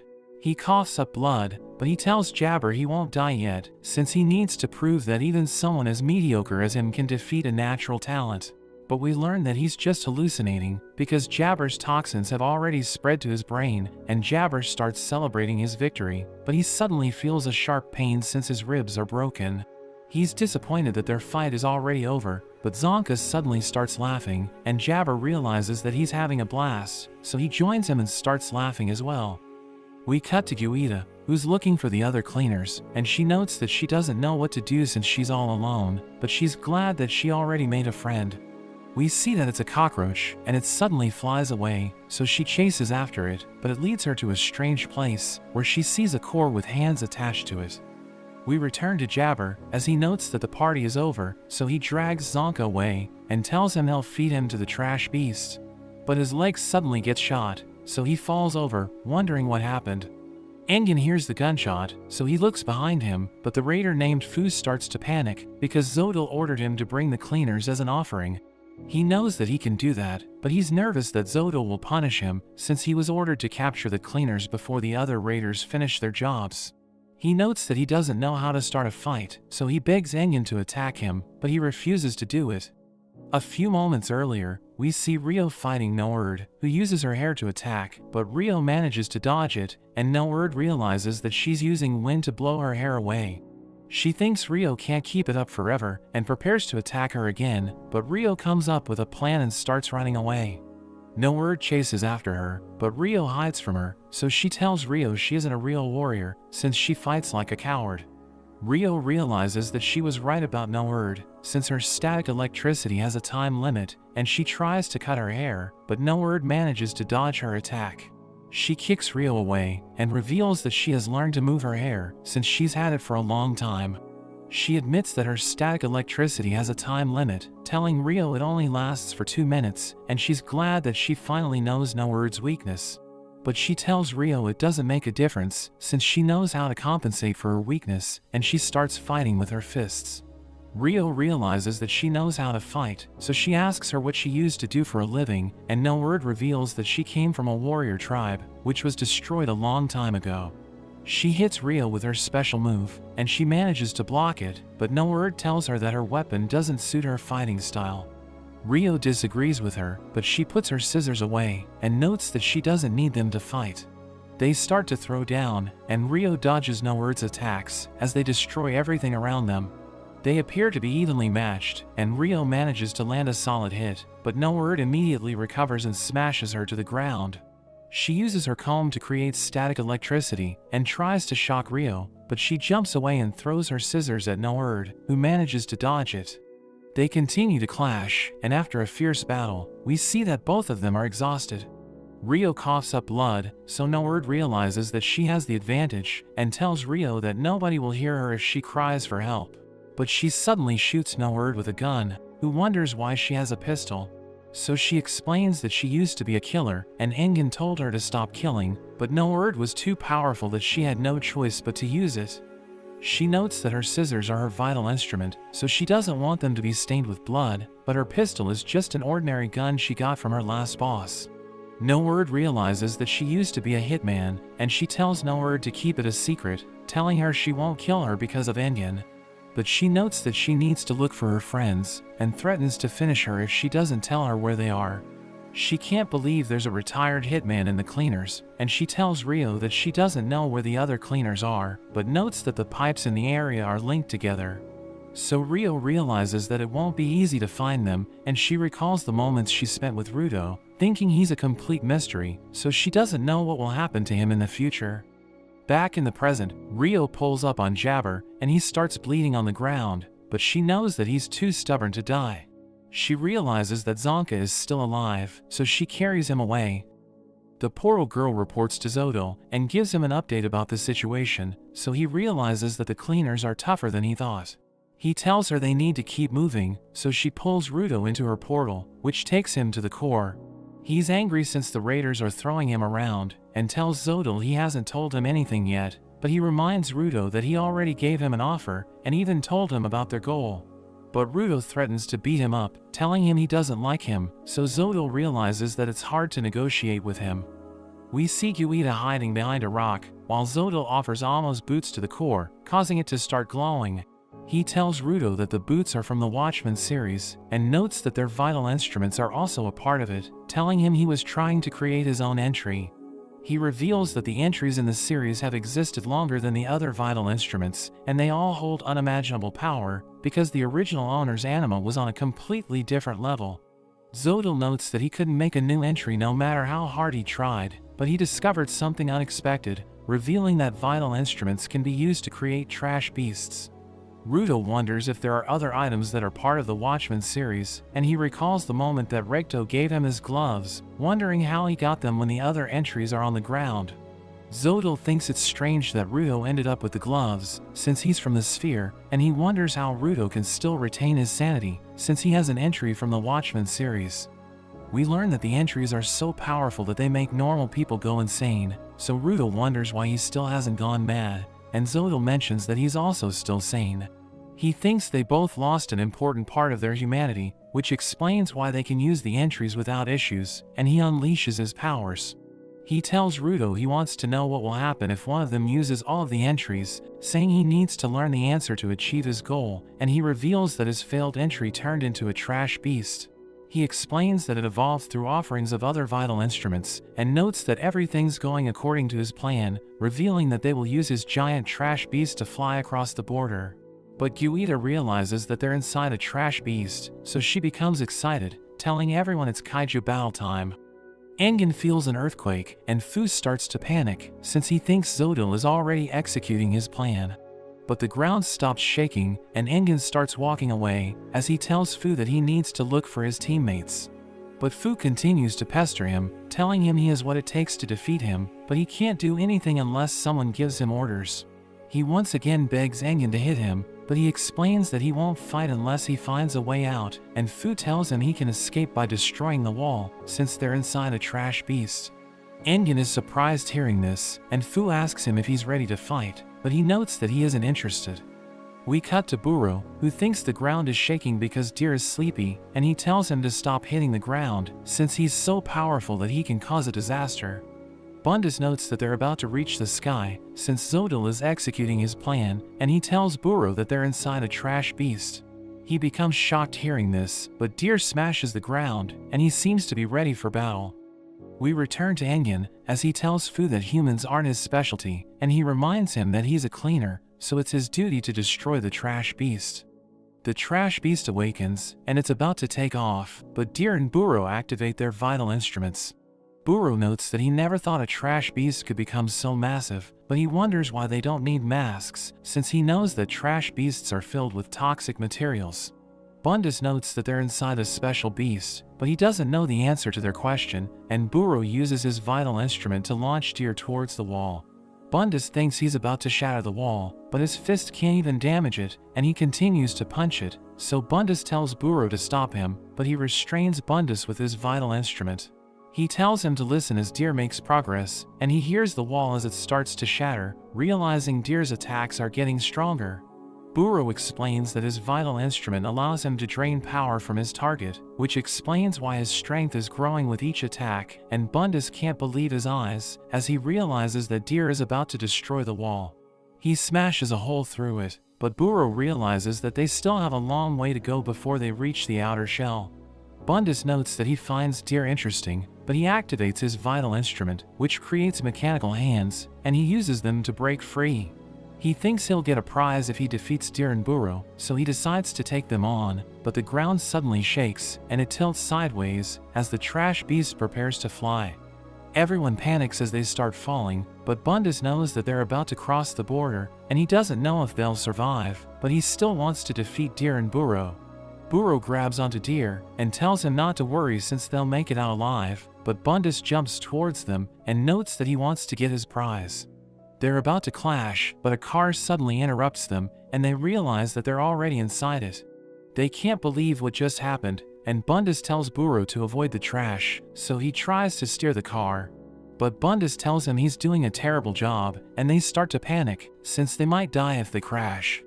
Deer is about to fall off, but Bundes saves him, and he tells Buro to focus on driving, but they realize that the steering wheel is gone. The trash sends them flying, and they start crashing into the rocks, so they think they're about to die. But Bundes refuses to give up, so he uses his arms to protect the car, while Buro sees a metal pole, and wraps his vital instrument around it to change their direction. The car launches towards a pipe, and he can't believe that it actually worked, but everyone's surprised to see Engen, who wonders why they went on a road trip with a raider. Bundes tells him not to point his umbrella at people, and he sees Fu on the floor, so he asks him why he isn't fighting Engen. Fu explains that Engen wouldn't attack him no matter what he did, and we learn that Engen pointed his umbrella at him, but he ignored him to look for his friends. He tells Fu that he doesn't want to fight him, but Buru notes that they'll die if they don't get out of there, since the trash beast will fly to the sphere.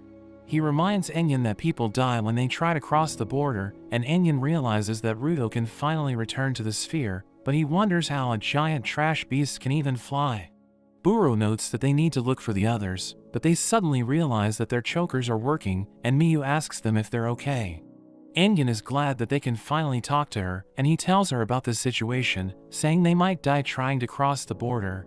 But she just tells him to do his job and clean up the trash beast, and she thinks he has failed as the leader since he let his team get kidnapped. She wonders why they couldn't use their chokers if they weren't underground, and he tells her he doesn't know, but he suddenly realizes something as he learns that his other teammates still can't reach her. He promises to help them escape, but she wonders how he'll find them since their chokers aren't working. He explains that his name Engen was given by someone important to him, and it's a word from an old language, which means a person who connects people. He thinks it's his responsibility to bring everyone together, and Miyu tells him to take care of everything, revealing that they have found his location, so the other cleaners are already on their way. We cut to Zodil, who reveals that a trash storm comes once every 6 years, and he notes that the next one will happen today. He explains that he changed the trash beast's posture so that it can ride the winds, and he tells Ruto that he doesn't want to make him into an offering, since he knows a lot about the sphere.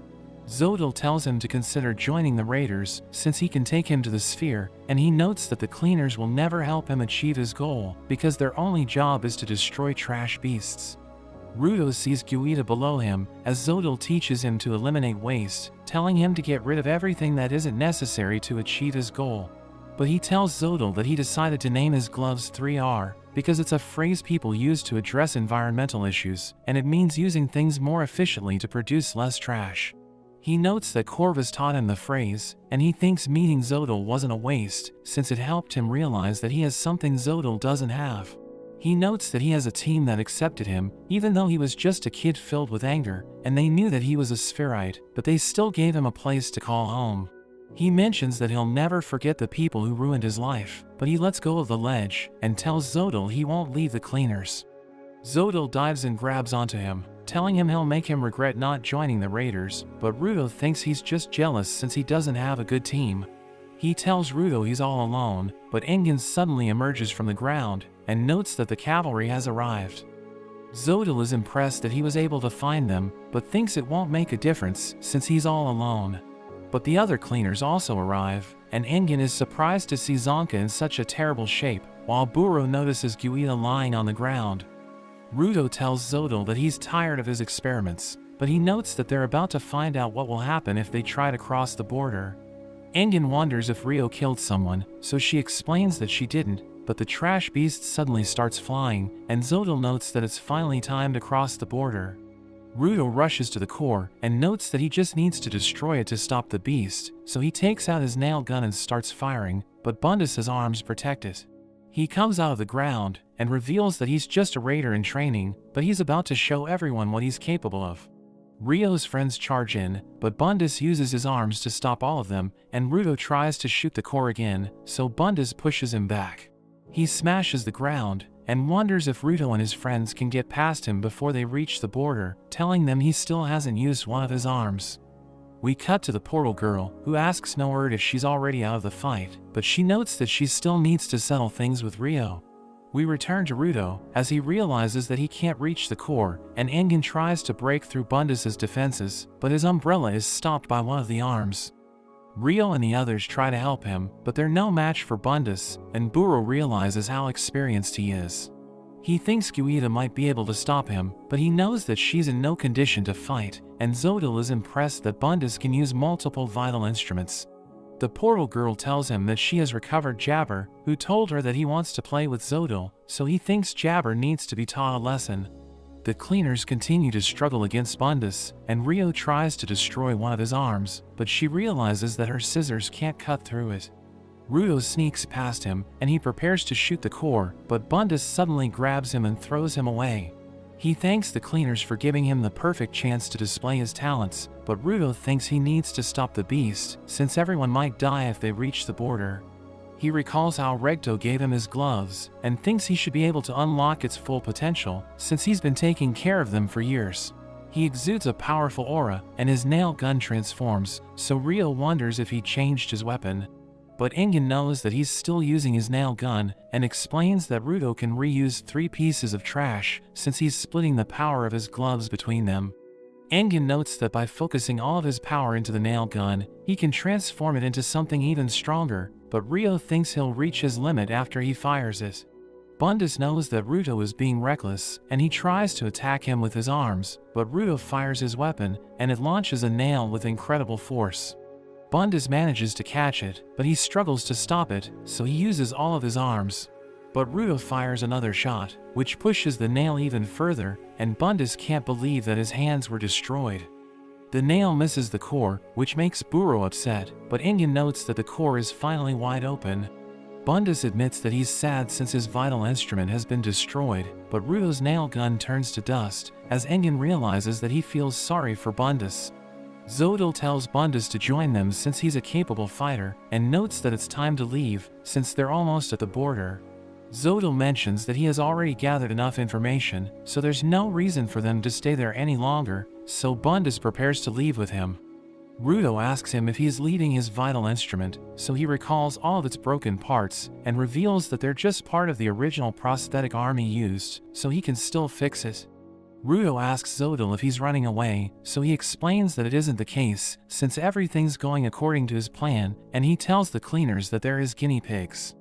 Rudo becomes upset hearing this, but Zodil tells him he should have destroyed the core while he still had the chance, and no word suddenly appears.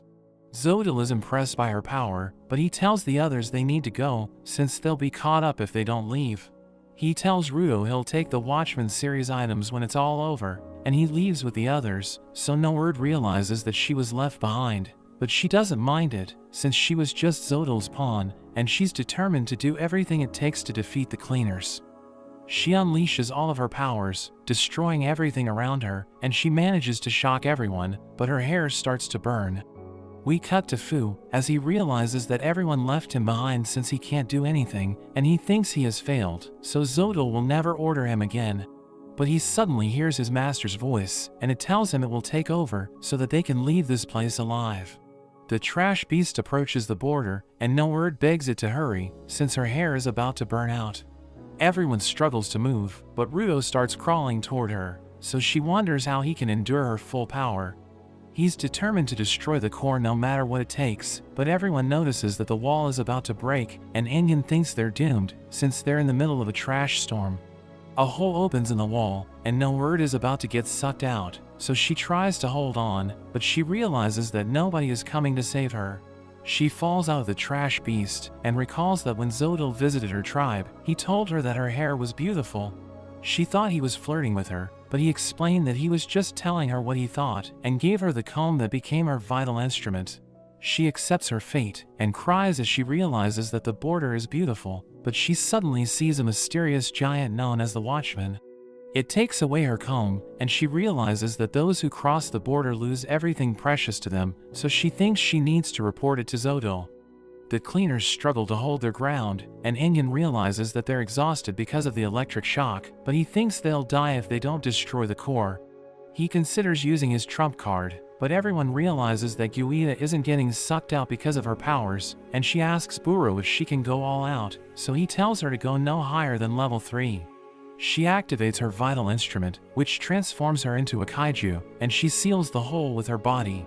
She tells everyone they're safe now, and Ingen notes that her vital instrument is amazing, but thinks they need to destroy the core as soon as possible. We see Zodil watching the trash storm from a distance, but he realizes that it's dying down, and Bundus asks him if he thinks the beast will make it across the border. He explains that countless people have failed to cross the border alive, but Zodil recalls the item he used to create the beast's core, and notes that it has the power of protection. The cleaners smash the core, and Rudo sees the item Zodil used to create it, but the trash beast starts to fall apart, so Guida tells everyone to grab onto her. Rudo sees Amo's boots, so he takes them and tries to hold onto Guida, but he falls off, and Engin uses his umbrella to save him. They escape from the trash beast, which explodes as it hits the ground, and they crash into a polluted zone. Gyuita absorbs the impact, but she realizes that it smells terrible, so they all wear their masks, and Buro notes that they aren't in no man's land, but they still need to leave as soon as possible. Ruto wonders what happened to Amo, and he recalls his encounter with Zodil, but the other cleaners arrive, and Delman tells him they were worried about him. They realize that Zonka is injured, so they look after him, and Gris is glad that Ruto is safe, but he suddenly collapses. Keynes can't believe the raiders tried to build a giant trash beast, and he wonders how they did it, so Gyuita reveals that she heard everything. She explains that Zodil tried to make an entry in the Watchmen series, and his experiment failed, but the item he used ended up turning into the trash beast. She wonders why he's so obsessed with the Watchmen series, and Keynes realizes that there's much they don't know, so they need to keep an eye on the raiders. 2 days later, we see a car driving around a city, but a man jumps right in front of it, and he pretends that he got hit. He tells the driver to watch where he's going, but he realizes that the cleaners are inside it, and Engin tells him to visit Alice to fix his brain. He drives away, but Delman tells him he needs to be careful, and everyone notes that his music is too loud, while Ruto wonders why they're even wearing glasses. They return to their HQ, where August asks everyone about their clothes, but they completely ignore him, so he wonders what's wrong with them. Engin apologizes for being rude to him, and notes that Ruto is too nervous to make small talk, since he's about to visit Zonka. We learn that he wanted to get flowers for Zonka, but Delman told him that flowers are precious, since they're difficult to grow on the ground. Follow reveals that Delman worked hard for the flowers he bought for his wife, but she still passed away, and he tells Ruto he can't give them to him. But he notes that bringing flowers for the wounded is an excellent custom, and reveals that he knows a shop that sells artificial ones.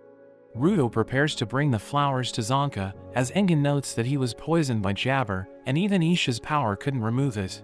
Follow believes that Zonka's self-esteem was crushed by his defeat, but Engin thinks it isn't true, and he opens the door to Zonka's room. Everyone realizes that he's already awake, and Engin reveals that he isn't from the slums, but he's still experienced lows in the environment he grew up in.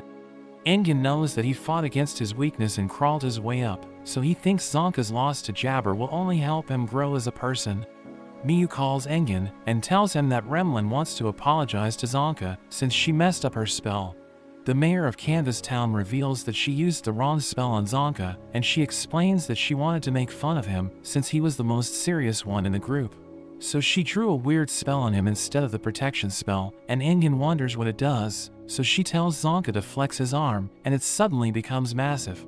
Ruto is surprised to see it, but it immediately returns to its original size, and Remlin apologizes for using that spell on him. But he just laughs and tells her it's okay, since he doesn't rely on spells when he's fighting, and he thinks he lost to Jabber since he's weak. The mayor offers to pay for his medical expenses, but Zonka tells him not to bother, and notes that he doesn't need it to get stronger. The mayor leaves with Remlin, but Zonka realizes that Ruto is still with him, so he wonders if Ruto feels sorry for him. He explains that he won't blame anyone for his weakness, and notes that he needs to get stronger, so Ruto smiles as he realizes that Zonka is cool. But Zonka thinks his smile looks weird, so he wonders if Ruto is mocking him, and they start to argue, as August realizes that they're good buddies. Engin gives Zonka a gift, and explains that it's from the cleaners, but Zonka is happy since Engin was the one who gave it to him. He tells Zonka they didn't make it across the border, but he's just glad that they're still alive, since the raiders tried to get rid of them. He thinks killing them wasn't Zodil's main goal, but he explains that they need to stop him, since the raiders might try to make trash beasts again. Meanwhile, Zodil tells Bundus that their experiment was successful, and explains that the cleaners made it back after crossing the border, so they now know that it's possible to reach the sphere alive. He reveals that he has already prepared another trash beast for crossing the border, and the portal girl notes that Fu was useless, but Noerd was a formidable fighter. Zodil recalls the moment he gave her the comb, and thinks it helped her grow as a person, saying she was a good warrior. He gives Bundus a figurine, and tells him he has been promoted, since he has proven himself to be an asset to the raiders. He admits that he feels unworthy to join the stars of the raiders on the front lines, but Zodil orders him to look into the chokers, since he thinks the giver who made them has a piece of the Watchmen series. Bundus realizes that he wants to collect all the items in the series, but wonders why he let the cleaners have the boots, so he explains that it doesn't matter since they can always take it away from them. We see Ruto watching Remlin, and Zonka asks him if he wants to cheer her up, but he isn't sure if he's the right person to do it. Zonka knows that Ruto is also worried about Amo, and he knows that Ruto doesn't know how to hold his hand out yet, so he tells him to learn by cheering Remlin up, and promises to help him rescue Amo in the future. Ruto decides to give it a try, and he tells Remlin that he can't understand how she feels since he isn't an artist. But he asks her to teach him how to draw since he wants to learn more about art, and she laughs since she finds him amusing. After that, we see Ruto drawing with Remlin when Corvus suddenly joins them, and he asks Ruto what he's drawing, so Remlin shows it to him. He sees an ugly drawing of Recto, which makes him realize that Ruto is a terrible artist, and Remlin notes that she needs to add her art to the historic spellcaster's mural. She explains that she must do it to represent their generation, and the mayor promises to help her, but reminds her to buy ink. Corvus knows that it's in Canvas Town, so he tells Ruto and the other kids to go there, and Miyu thinks they need an adult to watch over them since it's too dangerous. But Corvus explains that they'll be fine, since they're capable of defending themselves, and he notes that Ruto will protect the others since he's the eldest. They prepare to leave, and Ruto thinks he needs to carry everyone during their mission, so he gets fired up. We see Engen and Buro watching them, and Engen thinks they'll be fine, but Buro wonders if Corvus is using Ruto as bait to lure out the raiders. Engen thinks it's impossible, but he's surprised to see Fu following Ruto, and he wonders what he's up to. Corvus tells Miyu he's expecting guests to arrive soon, and she suddenly hears the shut-in screaming, since the Hell Guards are approaching the HQ. Miyu realizes that Corvus sent Ruto on a mission since he was expecting them to arrive, and their captain Kyoka asks him about the giant trash beast that damaged the nearby towns. She reminds him that he was supposed to report the incident to the Hell Guards, and she wonders why he didn't do it, so he admits that it's his fault that the civilians were harmed. But he wonders why she visited him, since she's never given him a warning for filing his reports late, so she reveals that she wants to arrest Ruto. She explains that he's a spherite, so she wants to extract information from him, but Corvus tells her he hasn't committed any crimes on the ground, so there's no reason to arrest him. Ruto's group reaches a place called Whole Town, which is famous for its ink, but Remlin warns him that there are kidnappers everywhere. He thinks he must protect the others, but he gets distracted as he sees ice cream, and Fu continues to follow them, as he recalls that Zodil was interested in Ruto. But he remembers that Zodil abandoned him, and he becomes depressed, since he needs someone to give him orders. His master tells him to cheer up, since he has already found his next host, and he decides to get Engen to order him around. He prepares to talk to Ruto, but realizes that he has already lost it, since the ice cream has caused him to go berserk. The other kids try to stop him, because they don't have enough money to buy it, but Remlin laughs since she finds him amusing. Fu realizes that they're scary, but his master reminds him that the raiders are even worse, and he sees a strange man approaching Ruto. He notes that he has candy in his house, and Fu can tell that he's a kidnapper, but Ruto still follows him. Fu prepares to interfere, but Ruto realizes that the man doesn't smell like candy, so he kicks him in the nuts and calls him a liar. Remlin praises Ruto for taking down the kidnapper, but Fu becomes even more afraid of him, and his master tells him to wait for the right chance to talk to Ruto. They reach Canvas Town, but Remlin collapses from exhaustion, since they had to walk 16 kilometers to get there. She wonders why her companions aren't tired, so they explain that they're used to walking, and the mayor tells her she needs to build up her stamina. Ruto asks him about the mural, but he tells them to rest since it's getting late, and he offers to pay for their food and lodging. They walk through a narrow passage, but the lights suddenly turn on, and they realize that the mural is on the ceiling. Engen realizes that it's easier to see at night, and the mayor explains that they record their history by having all of the spellcasters add their art into it. Remlin shows everyone the drawing of the first spellcaster, but Ruto and Engen are surprised to see the Mark of the Watchman series, and they wonder what it's doing there. Remlin wonders why Ruto's gloves have the same mark, and she asks him if he's a fan of The Undertaker, but he has no idea who she's talking about. So she explains that The Undertaker was a friend of the first spellcaster, and his name was Canis Sherbrek, but Ruto wonders if he's related to him, since his last name is also Sherbrek. But that's where this video ends. Remember to like and subscribe to the channel. Thanks for watching, and I'll see you next time.